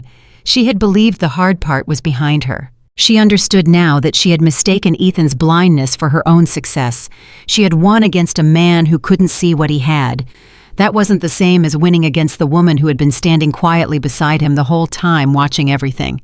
She picked up her phone and called her mother back. Her mother answered immediately. "Mom," Madison said. And then for the first time since this entire situation had begun, she started crying. Not the performed strategic tears she had used occasionally in the past 8 months to keep Ethan emotionally close. Real ones. The kind that come when the story you've been telling yourself finally collapses under the weight of what's actually true. Her mother listened, didn't interrupt, didn't say "I told you so," which she had every right to say, and which Madison would have absorbed anyway, because it would have been accurate. When Madison finally ran out of words, her mother said, "Come home." "I can't come home, I have—" "Come home," her mother said again. "Whatever needs to be handled can be handled from here. Come home this weekend, sleep in your own bed, and then we'll figure out the next thing." Madison leaned against the window. "I made a mess," she said. "Yes," her mother said, without softening it. "You did, and you're going to have to clean it up, but not tonight. Tonight you need to stop running toward a thing that was never going to be what you thought it was." The afternoon passed in the particular slow-motion way that Saturdays pass when everything you built your week around has suddenly dissolved. At 2:15 p.m., Julian called Claire with an update from Denise Carver. The Philip Strand connection was developing into something more substantive than they had initially thought.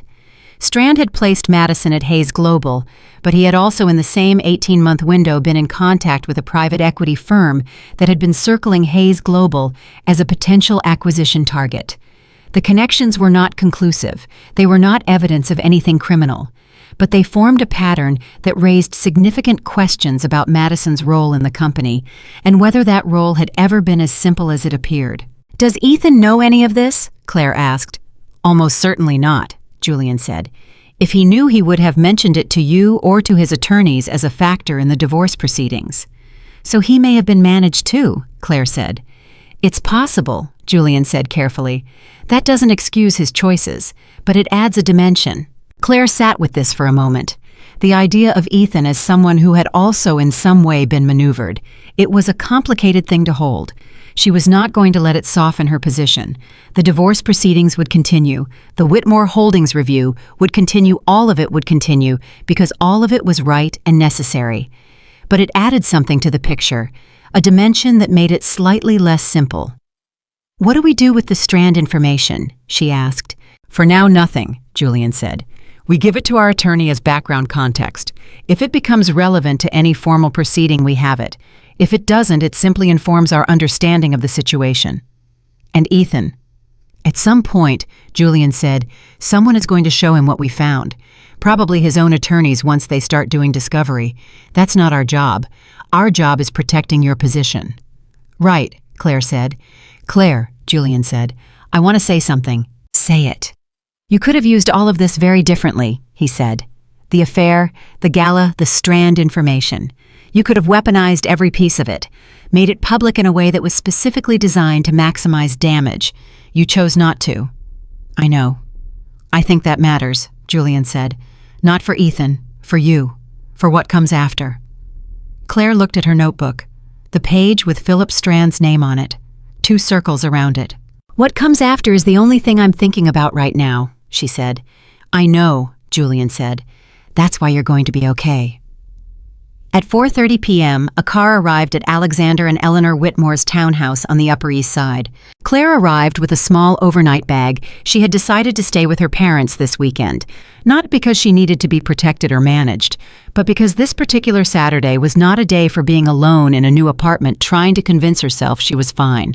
She walked in, and her mother took her coat, and her father came down from his study and looked at her with the particular look that fathers have for daughters they are proud of and worried about simultaneously.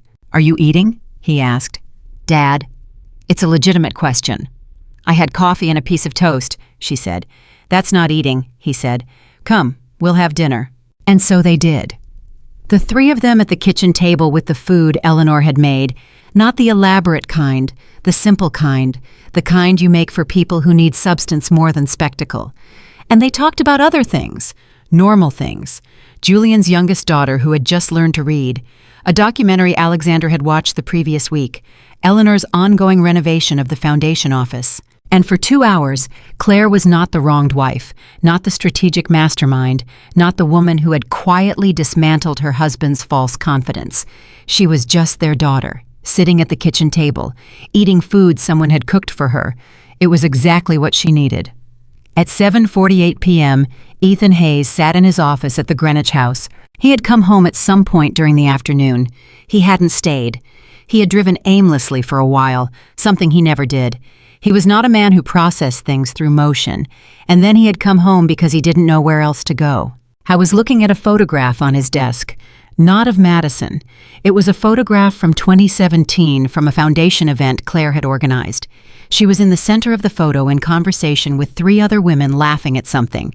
Full, real laughter, the kind you couldn't perform. He couldn't remember the last time he had made her laugh like that. He wasn't sure when he had stopped trying. His phone rang. It was his lead attorney. He answered. Ethan, the attorney said, we need to talk about Monday. I know. I've been getting calls, the attorney said, from the board, from 2 investment analysts, from someone at Whitmore Holdings law firm who was very politely making sure I understood the scope of the review they're initiating. What's the scope? Broad, the attorney said. They're looking at everything, the full structure of the capital relationship, credit facilities, board representation agreements, all of it. Ethan closed his eyes. This is going to be a process, his attorney said. It's not going to be resolved in a week or a month. I understand. Ethan, I need to ask you something directly. Ask.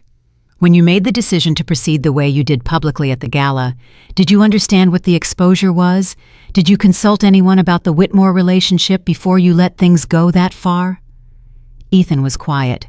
No, he finally said. His attorney let that sit for a moment. Okay, he said. We'll work with what we have. But Ethan, I need you to understand something. The path forward from here is not going to look like the path you planned. It's going to require significant flexibility and probably significant concession. To Claire, his attorney confirmed, and to her family's interests, which are going to be represented very effectively. I've dealt with Julian Whitmore before. He is extremely good at what he does. Ethan looked at the photograph again. I know, he said. And he did know. He had always known Julian was good. He had just never expected to be on the receiving end of it. After he hung up, he sat alone in the quiet house for a long time. He thought about what he had thought he was building. The new life, the clean break, the feeling of being chosen by someone young and bright and attentive who looked at him with the particular intensity of a person who wanted exactly what he had to offer. He thought about what he had actually had. 14 years of someone who knew him completely and had chosen to keep showing up anyway. Someone who had protected him in ways he didn't even fully understand until those protections began to disappear. He didn't call Madison. He didn't call anyone.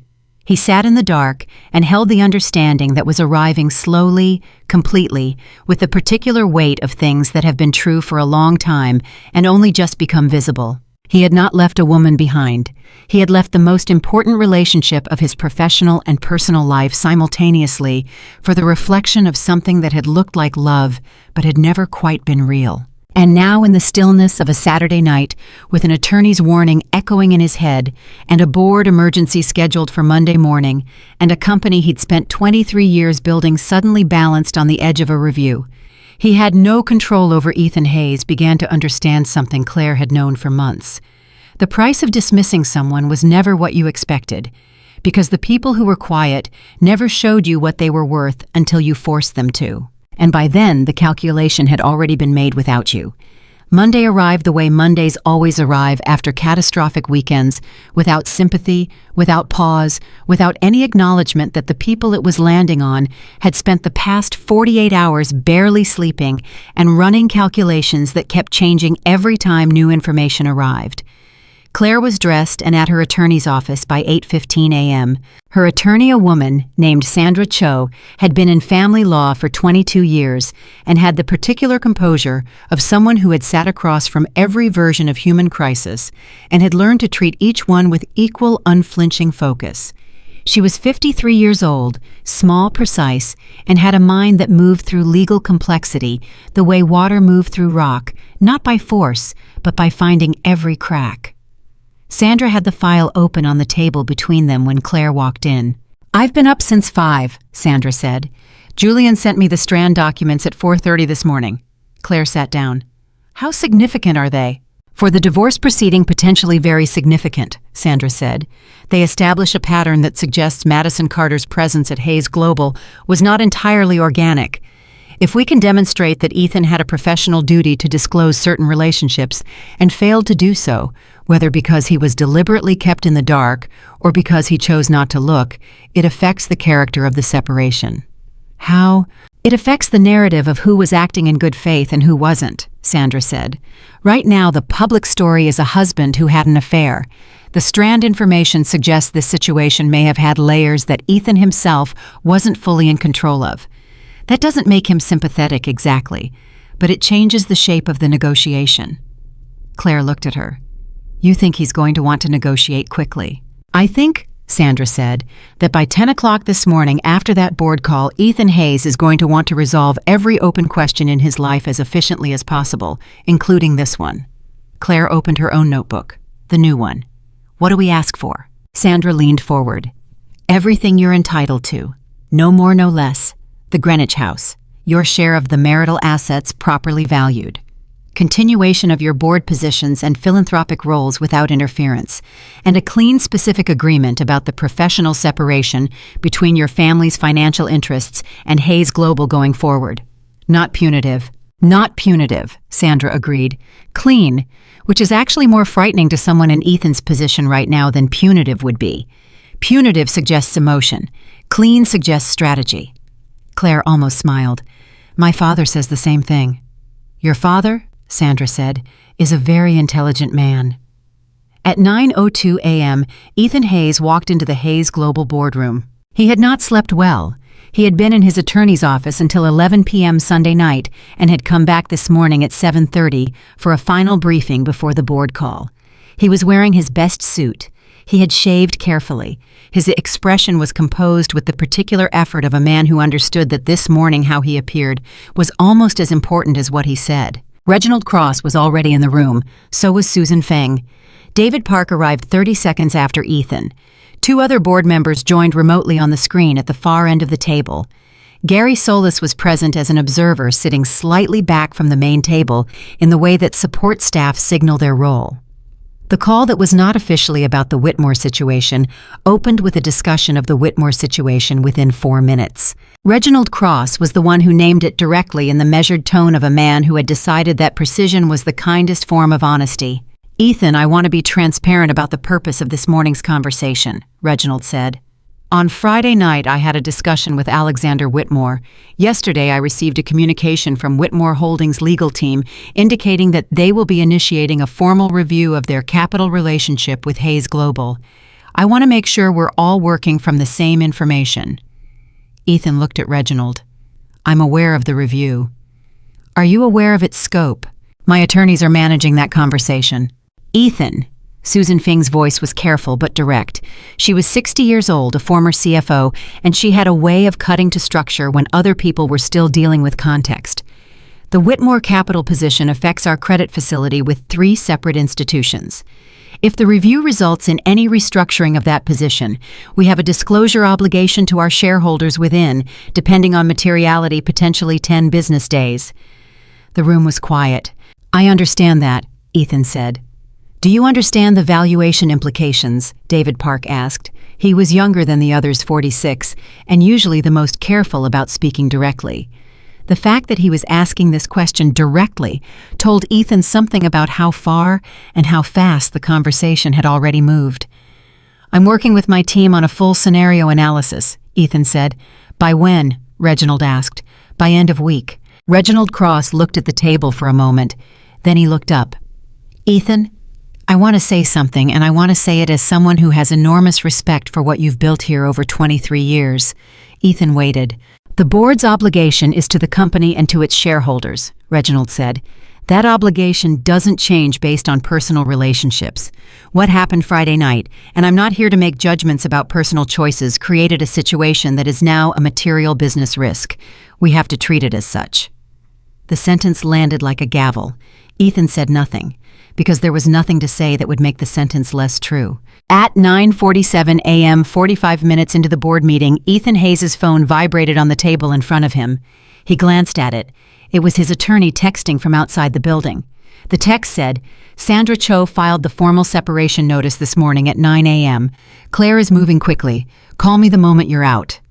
Ethan read the text, set the phone face down, looked at the board members around the table, and for the first time in 23 years of building Hayes Global, Ethan Hayes felt the particular vertigo of a man who had been moving in one direction with complete certainty and had just discovered that the ground in front of him ended. He got through the rest of the meeting on professionalism and muscle memory. He answered questions precisely. He committed to the scenario analysis. He shook hands. He thanked people for their candor. He walked out of the boardroom with his back straight and his expression composed. He made it to his private office. He closed the door. He called his attorney. "Tell me where we are," he said. "Sandra Cho is asking for a response to the separation filing by end of week," his attorney said. "The initial terms are, Ethan, they're fair. They're more than fair, honestly. They're designed to be fair, and they're designed to be completed quickly." "What are the terms?" His attorney went through them. The Greenwich House, the asset division, the board positions, the professional separation clause regarding Whitmore Holdings. Ethan listened to all of it. "There's nothing punitive," his attorney said. "No public statements required, no admission of specific conduct, no demands that go beyond what she's legally entitled to." "Why?" Ethan said. A pause. "Why what? Why isn't it punitive? She had 4 months to build a case. She had her brother, her father, the investigator. Why is the offer clean?" His attorney was quiet for a moment. "Because she's not trying to destroy you, Ethan. She's trying to be done with you." The honesty of that sentence was extraordinary in its simplicity. Ethan sat with it for a long time. Then he said, "Set up a call with Sandra Cho for this afternoon." Madison Carter arrived at Hayes Global at 9 a.m. that Monday morning and knew within 30 seconds of walking through the lobby that something had changed. It wasn't anything specific. The receptionist greeted her normally. Her access card worked still. People she passed in the hallway nodded or said good morning in the usual way. Nothing was overtly different, but the quality of attention had shifted. The way a room's temperature changes before a storm imperceptibly at first and then all at once. She got to her desk, opened her laptop, checked her email. At the top of her inbox was a meeting request from Human Resources, sent at 8:45 a.m. for 10:30 this morning. The subject line said, "Discussion employment status." She read it 3 times. Then she sat very still at her desk for about 90 seconds. Then she picked up her purse, walked to the restroom, locked the stall door, and called her personal attorney. He answered on the second ring. "I just got a meeting request from HR," she said. 10:30, employment status. "Okay," he said, the single word with the measured calm of someone shifting into professional mode. "Don't go in without me or a representative. Can you be there by 10:30? "I'll be there by 10, he said. "Don't talk to anyone in HR or at the senior level before I arrive. If anyone approaches you before then, be pleasant and non-committal." What are they going to say? "Almost certainly termination," he said. "The question is terms. Don't agree to anything. Don't sign anything until I've reviewed it." She ended the call, stood in the restroom stall, breathed. She had known this was coming since Carl's call on Saturday. She had known it intellectually. But knowing something intellectually and standing in a bathroom stall at your now former workplace at 9:05 on a Monday morning, waiting for the official version, were very different experiences. She thought about what she would have said 8 months ago if someone had told her this was how it would end. She would have said they were wrong. She would have said she had calculated carefully. She would have said she understood the situation completely. She understood now that she had understood almost nothing. She had understood Ethan's loneliness. She had understood his need for validation. She had understood his appetite for feeling chosen. She had read all of those things accurately, and she had used that reading effectively. What she had not understood was that Ethan Hayes was not the center of gravity in his own life, that there was a structure around him, beneath him, sustaining him, that she had entirely failed to map, and that the woman she had dismissed as merely a wife had been in fact the most significant relationship in the entire architecture. She had planned for Ethan. She had not planned for Claire, and that omission had cost her everything. Her attorney arrived at Hayes Global at 10:03 a.m. By 10:47 a.m., Madison Carter had been formally separated from her position at Hayes Global with a severance package that was standard and a non-disclosure agreement that was thorough, and a handshake from the HR director that was professional and impersonal in the way that all official endings are. She walked out of the building at 11 a.m. with a box of her desk items and the particular feeling of someone who has crossed a threshold they will not be allowed to recross. She stood on the sidewalk outside Hayes Global and looked up at the building for a moment. Then she looked at her phone. Ethan had not called. She put the phone in her bag, picked up her box, walked to where her car was parked. She did not cry. Not because she didn't feel like it, but because she had decided somewhere between the HR meeting and the sidewalk that she was done letting the situation extract things from her. She had given it 8 months, her professional position, her reputation in a very specific community, and a degree of public humiliation that she was going to be managing for a long time. She was not going to give it her composure on a public sidewalk in Midtown Manhattan. She drove to her apartment, called her mother, said 3 words, "I'm coming home." Her mother said, "I'll make up your room." At 2:15 p.m. that Monday, Sandra Cho and Ethan's attorney held a call that lasted 41 minutes. Julian Whitmore was on the line. He said almost nothing for the first 30 minutes, which meant he was listening for the specific things that would tell him whether Ethan's team was approaching this in good faith or whether they were stalling. By the end of the call, the broad framework of a settlement agreement was in place. It would take several more weeks to finalize every detail. There would be more calls, more document reviews, more of the precise, careful language that translated human catastrophe into legal resolution. But the fundamental shape of the outcome was visible. When Julian called Claire at 3 p.m., he said, "It's moving." "How is he?" Claire asked. A pause. He's cooperating. His attorney says he wants this resolved quickly, which means he understands that prolonging it would be more damaging than accepting what's fair. He's protecting the company, Claire said. Partly, Julian said, but I think it's more than that. What else? Julian considered this for a moment. I think he's protecting you too, he said, in the only way he has available to him right now, which is by not making this uglier than it has to be. Claire absorbed that. Okay, she said. Are you okay? Julian asked. I think I'm okay, she said. I think I've been okay for longer than I realized, and I just didn't have space to notice it. That tracks, Julian said. At 4 p.m., Alexander Whitmore received a personal call from Reginald Cross. The call lasted 12 minutes. Alexander said very little. He listened. He asked 2 questions. He thanked Reginald for calling. When it was over, he went downstairs to where Eleanor was working in the study and stood in the doorway. Eleanor looked up. How was the call? Reginald says the board is unified, Alexander said. They're going to manage the review process carefully. They've engaged their own outside counsel. They understand that the Whitmore review is a business matter, and they're treating it accordingly. And Ethan? Cooperating, Alexander said. Reginald says he was, and this is Reginald's word chastened this morning, which is not a word Reginald uses often about 54-year-old men. Eleanor nodded slowly. And the company itself, will it survive this? Alexander came into the study and sat down across from his wife. Probably yes, he said. If they're intelligent about the restructuring, and if Ethan gets through the divorce without additional public complication, the fundamental business is sound enough. The damage is significant, but not fatal. Is that what we wanted? Eleanor asked. Alexander looked at his hands. It's what Claire wanted, he said. She made very clear that she had no interest in destroying his company. She wanted what was hers. She wanted to be free. She wanted the truth visible. She didn't want to leave wreckage for the sake of leaving wreckage. That's very like her, Eleanor said. Yes, Alexander said. It is. He was quiet for a moment. Outside, the afternoon was moving toward evening. I am very proud of her, he said. It was simple and direct and completely without performance. So am I, Eleanor said. I always have been.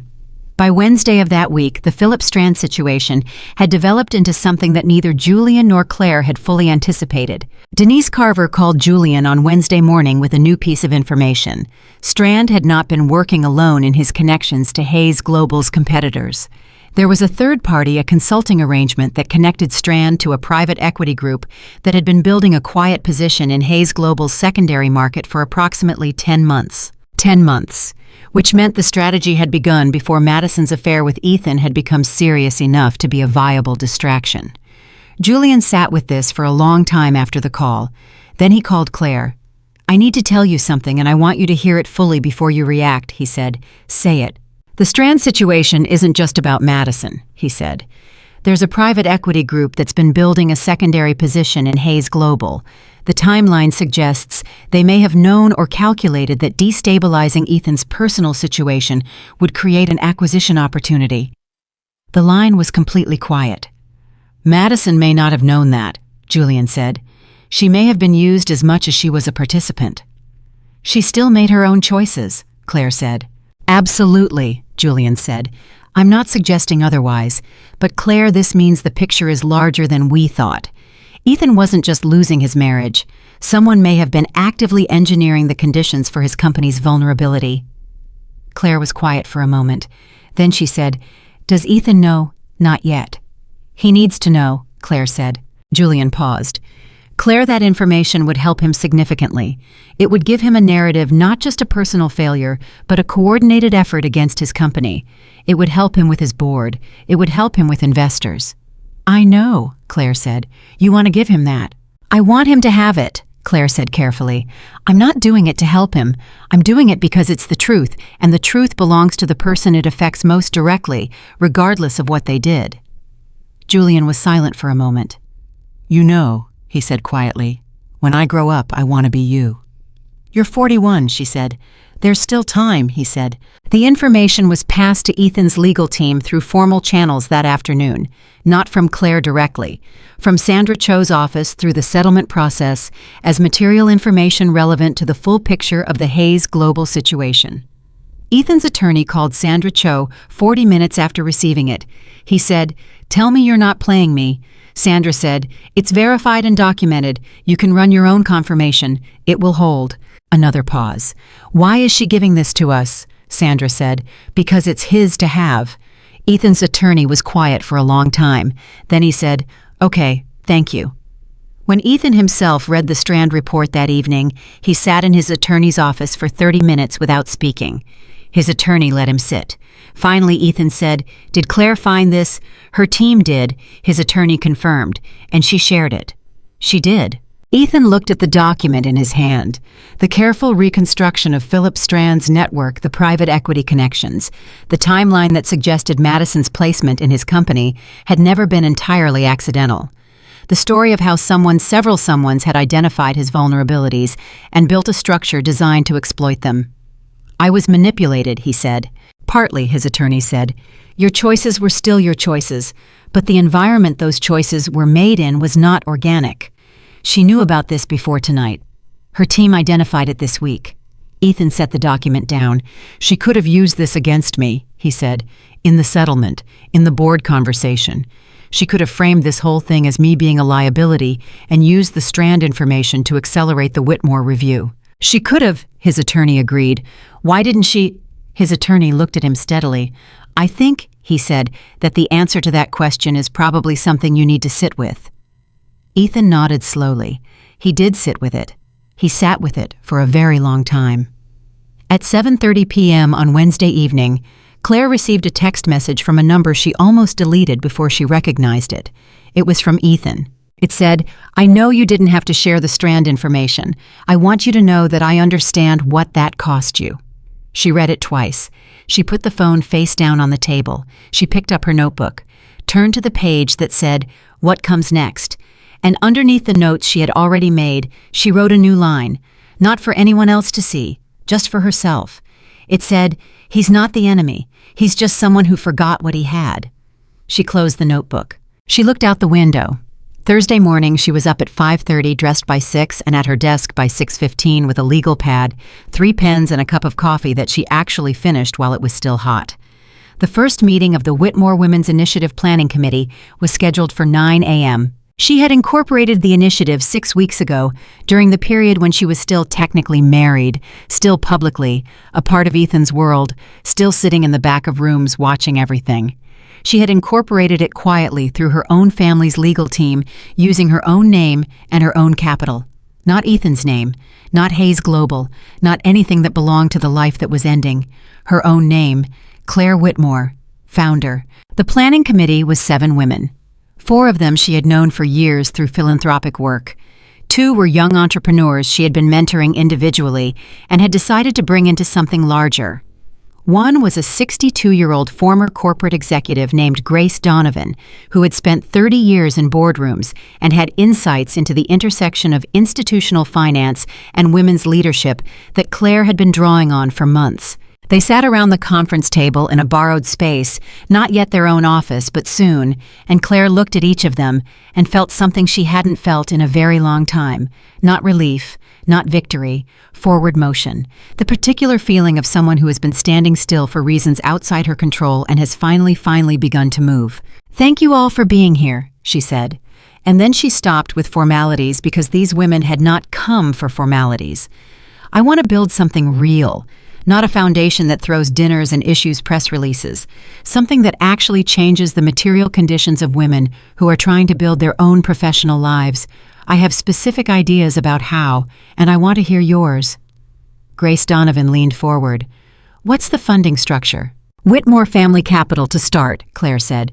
"Private, no institutional strings, which means we can make decisions based on what actually works rather than what looks good in a report." "What's the timeline for first grants?" "I want the first cohort funded by spring," Claire said, "which means we need to have our selection criteria, our mentorship framework, and our evaluation metrics in place by the end of this year."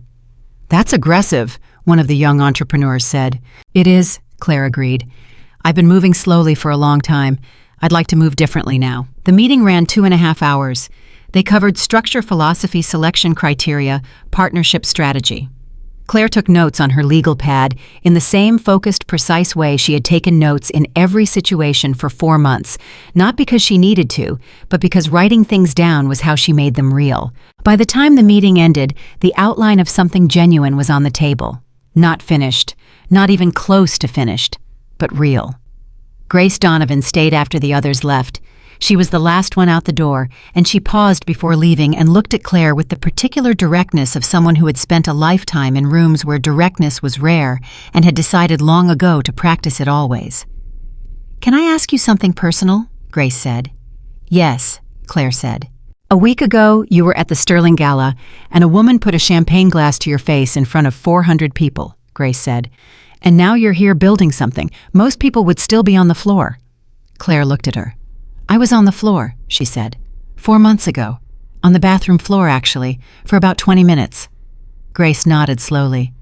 "What got you up?" Claire thought about it. The real answer, not the polished version.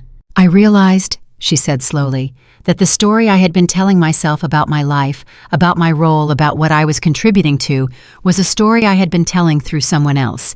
His company, his name, his narrative." She paused.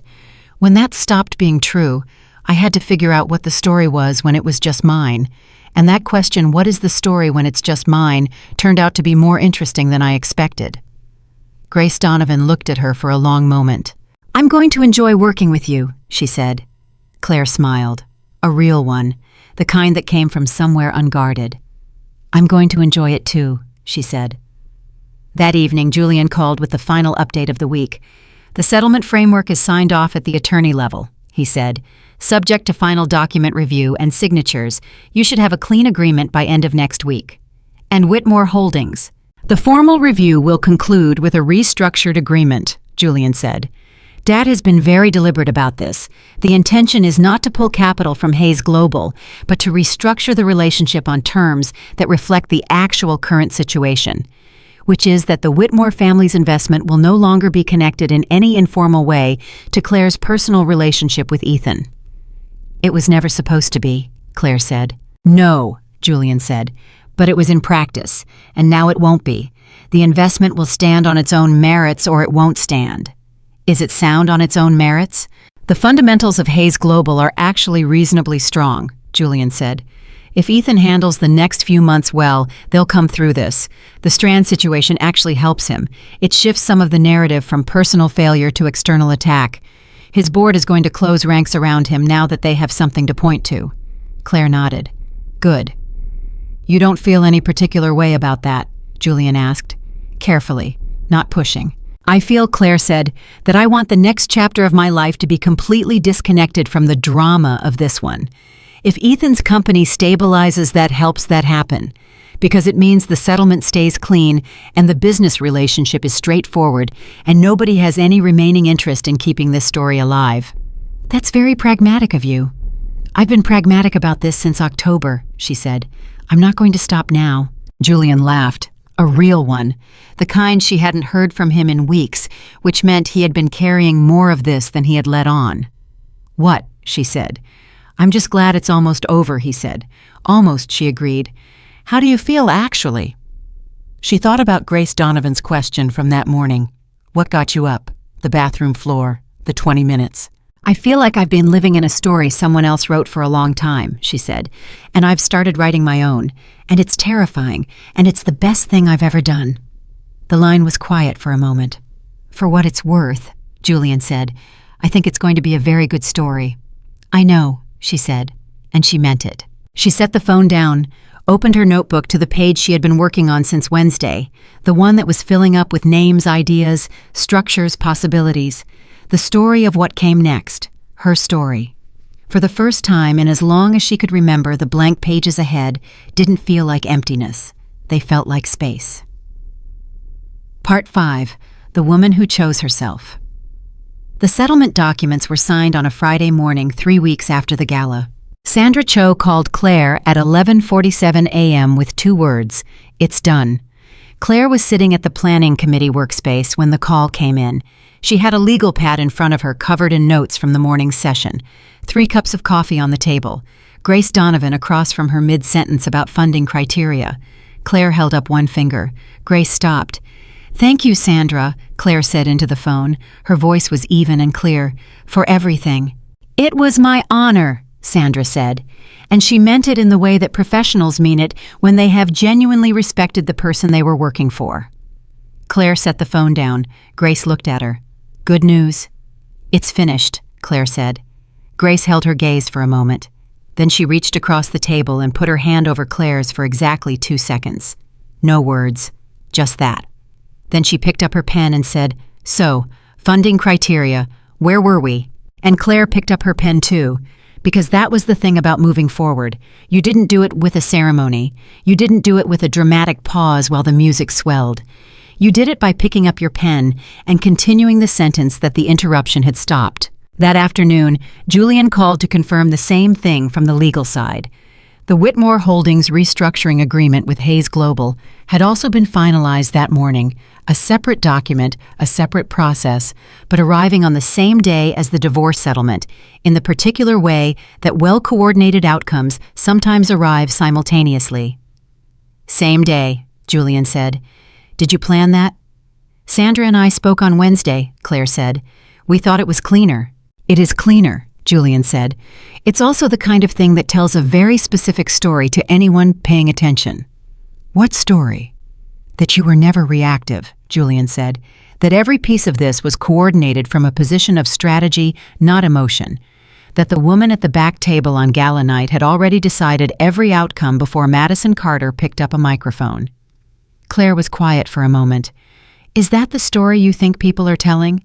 "It's the story people are already telling," Julian said. "Patricia Hartley has spoken to at least 6 people in the philanthropic community about you this week alone. The version she's telling is frankly it's more flattering than accurate. You're already becoming something of a legend in certain circles." "I don't want to be a legend," Claire said. "I want to build something that works." "Those things aren't mutually exclusive," Julian said. "And right now, the legend is going to help you build the thing." She knew he was right. She didn't have to like it. "How's Dad?" she asked. "Satisfied," Julian said. "He doesn't say that often, but I can tell." "And Mom?" "Mom has already told 3 people that the Whitmore Women's Initiative is the most important project the family has been involved in since Grandfather started the firm," Julian said, which is either a slight exaggeration or a very accurate statement, depending on how the next 5 years go. "Pressure," Claire said. "Fuel," Julian corrected. She ended the call, sat alone for a moment in the now quiet workspace. The afternoon light was coming through the windows at the particular angle that made everything look more decided than it actually was. She opened her notebook. She crossed through the heading that said, "What comes next?" And underneath it she wrote this. At 2:30 p.m. on that same Friday, Ethan Hayes was in his own attorney's office signing the same documents from his side. He had not slept well in 3 weeks. He looked like it. His attorney, who had known Ethan for 11 years, had watched him age something considerable in the past month, not in appearance exactly, but in the quality of how he carried himself. The particular kind of aging that comes not from time, but from understanding. He signed where he was told to sign. He initialed where he was told to initial. He did it without ceremony, without the kind of performative reluctance that some people brought to moments like this, the sighing, the pausing, the need to mark the gravity of what was happening. He signed because it was the right thing to do, and because it was finished, and because prolonging it would have been its own kind of cruelty. When it was done, his attorney sat back and said, "How are you doing, actually?" Ethan considered the question, not the reflexive version of it, the real version. "I'm doing what I deserve to be doing," he said, "which is starting over." His attorney nodded. The Strand information helped with the board. "I know." Reginald Cross called it a significant mitigating factor, his attorney said. "The board is not going to push for your removal. They want stability. They want you to focus on rebuilding the company's position over the next 12 to 18 months. "I can do that," Ethan said. And he meant it. Work had always been the thing he was surest about. "The Whitmore restructuring gives you cleaner terms than you had before," his attorney said. "Counterintuitively, the formalization of that relationship actually removes some of the informal pressure that existed in it. The investment stands on business merits now, which means Alexander Whitmore has no personal reason to pull it as long as the fundamentals hold." "As long as I don't give him a reason," Ethan said. "Correct." Ethan straightened his papers in front of him. squared their edges the way he did when he was processing something and needed his hands to be doing something precise. She shared the Strand information, he said. She did, his attorney said. She didn't have to. No. Ethan was quiet. What does that mean in your professional experience? What does it mean when the person who has every right to leave wreckage doesn't? His attorney looked at him carefully. It usually means, he said slowly, that they were never fighting you. They were fighting for themselves. And once they won that fight, you stopped being the point. The words landed quietly, not brutally, just with the particular weight of things that are completely true. Yeah, Ethan said. That sounds right. He stood, shook his attorney's hand, walked out. On the sidewalk, the November air was cold and direct. He stood for a moment without moving. Around him, the city was doing what it always did, moving noise, the indifferent machinery of a million simultaneous lives. He thought about the photograph on his desk at the Greenwich House, Claire laughing at the foundation event in 2017. He had packed it that morning when he cleared some personal items from the house, which would transfer to Claire as part of the settlement. He hadn't packed it because he was sentimental. He had packed it because he thought someday he would need to look at it to remind himself of something specific. That the most valuable things in a life are almost never the things you pursue. They're the things you already have that you stop seeing, that you only understand clearly once they are no longer there. He walked to his car. He had a board call in 2 hours. He had a company to rebuild. He had a great deal of work to do. That was enough. For now, that was enough. 6 weeks after the Gala, Madison Carter had been back in Phoenix for 5 of them. Her mother's house was a 3-bedroom ranch in a quiet part of the city where Madison had grown up. She had not planned to stay more than a weekend. She had stayed because leaving felt premature, and because her mother, a practical, no-nonsense woman named Diane, who had raised 2 children alone and had opinions about everything and kept them mostly to herself, had not pushed her to leave or stay or make any particular decision. Diane simply made coffee in the morning and left a cup on the counter and went about her own day. It was Madison discovered exactly what she needed. She had spent the first 2 weeks in Phoenix doing almost nothing. She slept. She ate regular meals, which she had not been doing properly in New York. She went for long walks in the early morning when the city was still cool. She called her attorney twice a week to manage the final details of her separation from Hayes Global. She did not call Ethan. He did not call her. The silence between them was not hostile. It was simply final. They had both understood by the end of that gala night that whatever they had been to each other, it had run its course in the most definitive possible way. She thought about him sometimes, not with longing that had cleared relatively quickly once the reality of the situation landed fully. She thought about him the way you think about a choice that seemed reasonable at the time and turned out to be catastrophically wrong. Not with hatred, with the clear-eyed accountability of someone who is trying to understand themselves. She had wanted what Ethan represented more than she had wanted Ethan himself. She understood that now. She had wanted the access, the status, the specific kind of arrival that being with someone like him would signal. She had told herself it was love, because love was a more acceptable framing than ambition. But it had been ambition dressed in the language of love. And the difference between those two things mattered enormously. She had also, she admitted to herself, during a long walk on a Wednesday morning, been used. The Strand connection, she had learned about it through her own attorney, who had been contacted obliquely by Julian Whitmore's office with information that was being shared as a professional courtesy. Philip Strand had placed her at Hayes Global with an agenda she had not been told about. She had been a piece in someone else's play, and she had been too focused on her own play to notice. That didn't excuse her choices. She was clear about that. She had made her own decisions fully and freely. Strand's agenda didn't create the affair.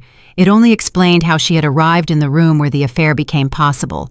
But it was information that changed how she understood the past 14 months. And understanding the past, even when it was uncomfortable, was the only way to make different choices going forward. On a Thursday morning in her 4th week home, Madison sat across from her mother at the kitchen table. Diane was reading the news on her tablet. Madison was holding a coffee cup with both hands the way she had done since she was a child. She said, "I think I made a lot of decisions for the wrong reasons." Diane set her tablet down, looked at her daughter. "I think," Diane said, "that you've known that for a while." "I have," Madison said. "I just kept not stopping." "Why?" Madison thought about it. Because stopping felt like losing, and I had built up the whole thing as a competition. With who? With, she paused, with a version of where I wanted to end up, with a timeline I had set for myself, with women I thought I was behind. Diane looked at her for a long moment. Were you behind them? No, Madison said. I was 31 years old with a good career and a future that was entirely open. I was ahead of where I thought I needed to be. I just couldn't see that. Diane picked up her tablet again, but before she went back to reading, she said, "You know what the difference is between you and the woman you went up against?" Madison looked at her. She knew what she was building, Diane said. You were trying to take what someone else had built.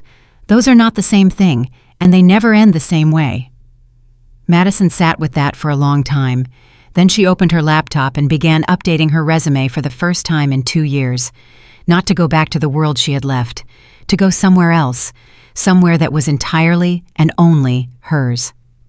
3 months after the gala, the Whitmore Women's Initiative held its first public event. It was a Saturday morning in February, not a gala, not a black tie dinner, a working session held in a rented conference space with round tables and real coffee, and 60 women who had been selected through an application process that Claire and the committee had spent 2 months building. The applications had come from women in 17 states, entrepreneurs, mid-career professionals, women returning to the workforce after caregiving, women who were building things and needed capital mentorship, and the specific kind of connection that only comes from being in a room with people who understand what you're doing and believe it matters. Claire stood at the front of the room that morning and looked out at 60 faces and felt something move through her that she hadn't felt in years.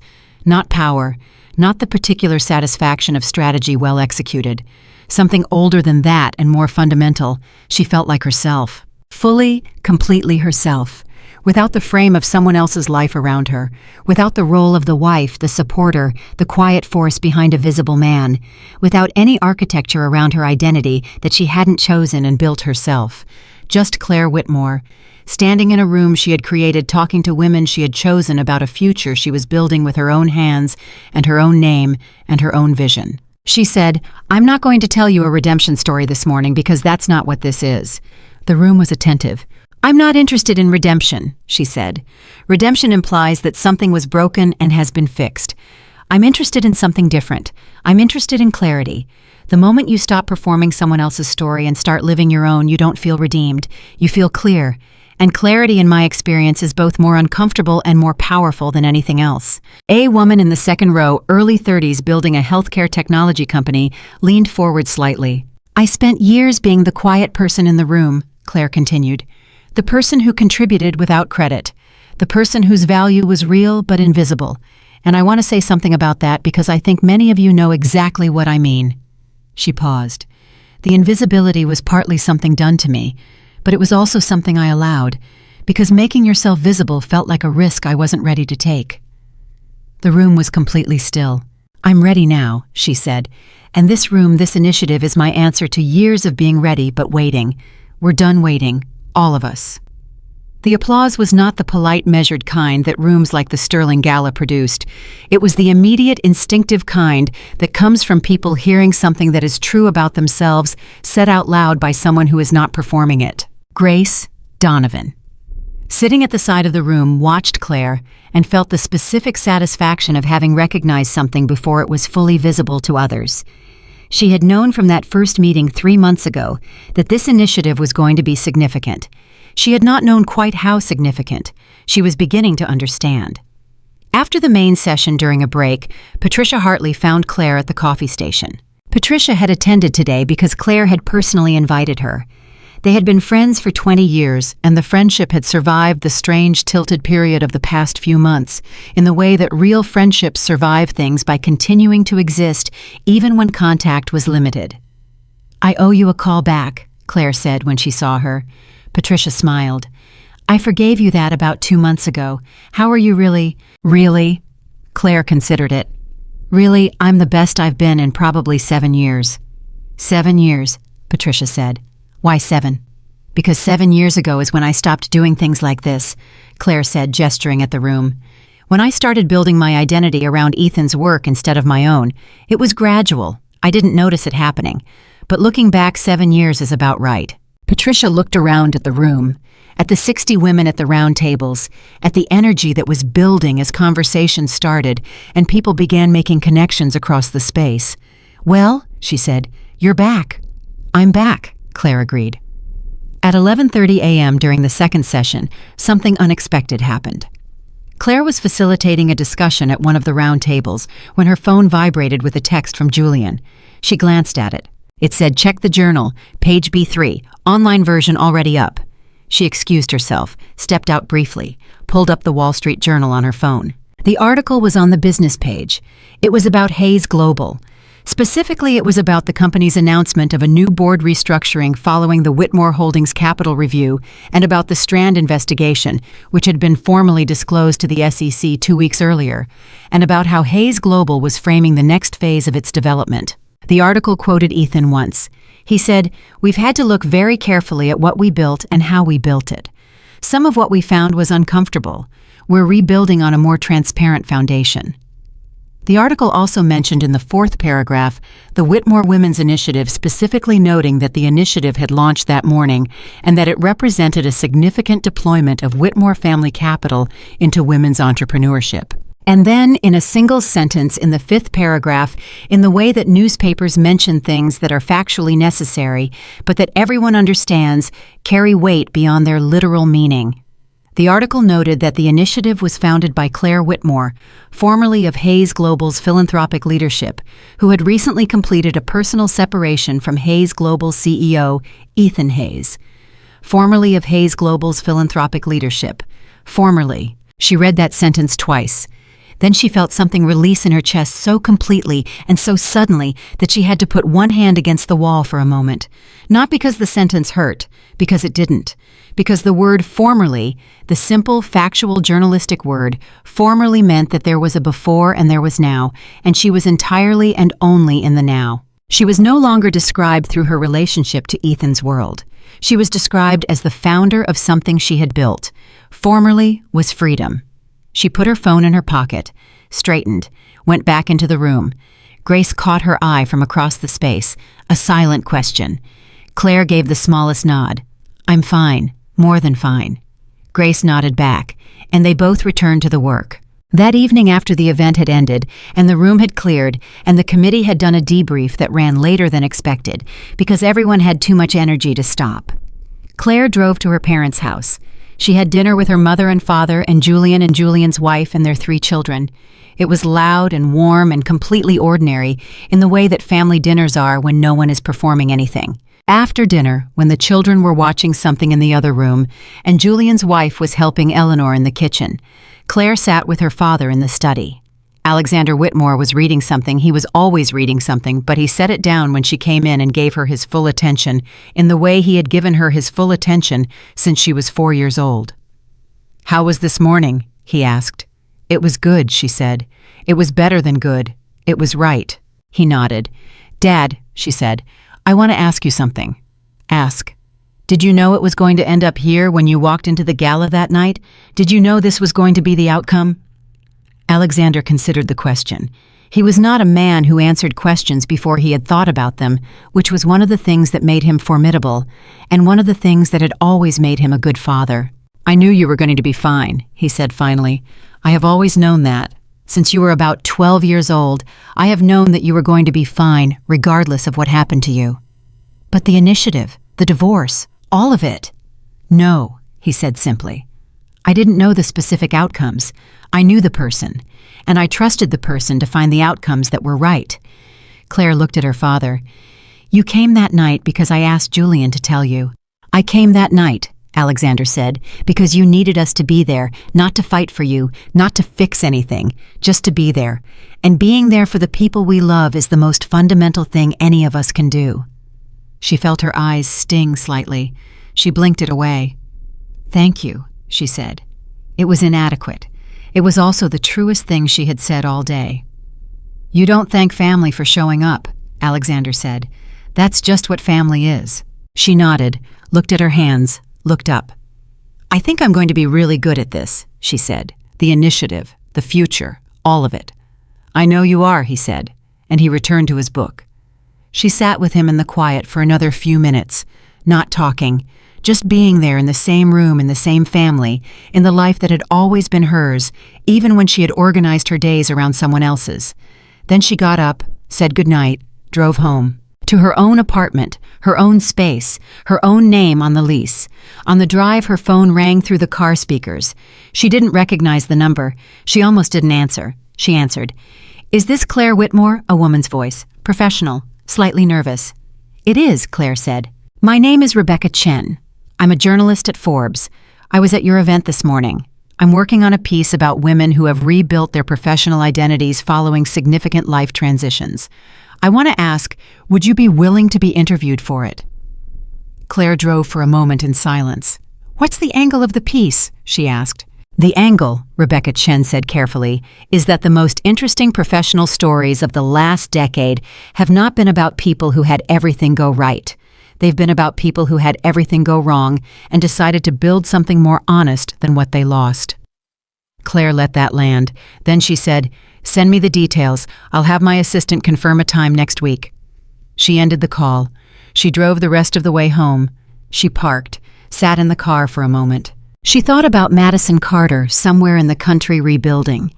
She genuinely hoped the rebuilding went well, not because she owed Madison anything, because she was done organizing her feelings around what had happened and was focused entirely on what was ahead, and from that position, she had no use for anyone's suffering. She thought about Ethan in the Greenwich house, or perhaps already looking for somewhere new, working 18-hour days, the way he always did when he was trying to outrun something difficult. She hoped the work helped him. Work had always been the thing he was best at, and it was possible, not certain, but possible, that coming through this would make him someone who understood better what he was working for. She thought about her father saying, "You don't thank family for showing up. That's just what family is." She thought about Grace Donovan that morning across the planning table, continuing the sentence.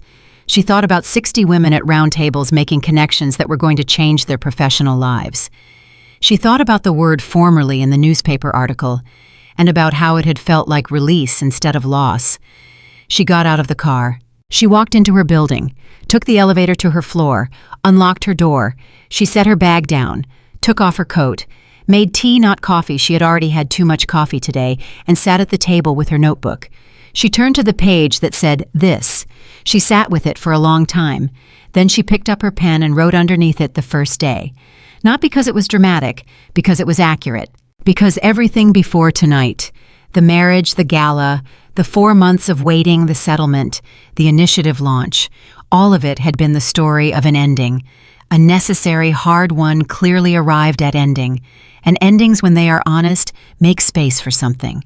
She put the pen down. She sat back. She looked at what she had written, the first day. And she understood sitting alone in her own apartment, with her own name on the lease, and her own initiative with its first 60 women, and her own story, beginning the only way. Any real story begins with a blank page, and the decision to fill it. She understood something finally and completely. She had not survived the gala. She had not survived Ethan's choices, or Madison's champagne glass, or 4 months of sitting with the weight of a betrayal she hadn't caused and couldn't have prevented. She had not merely survived any of it. She had done something harder than survival and more lasting than revenge and more powerful than anything. Madison Carter had raised a champagne glass to celebrate. She had simply completely and on her own terms chosen herself. And that choice, made alone on a bathroom floor, carried quietly through 4 months of patience, enacted with precision at a gala that would become the beginning of an entirely new story. That choice was not the end of anything. It was the truest, most important beginning of her life, and she had built it herself, every single piece of it.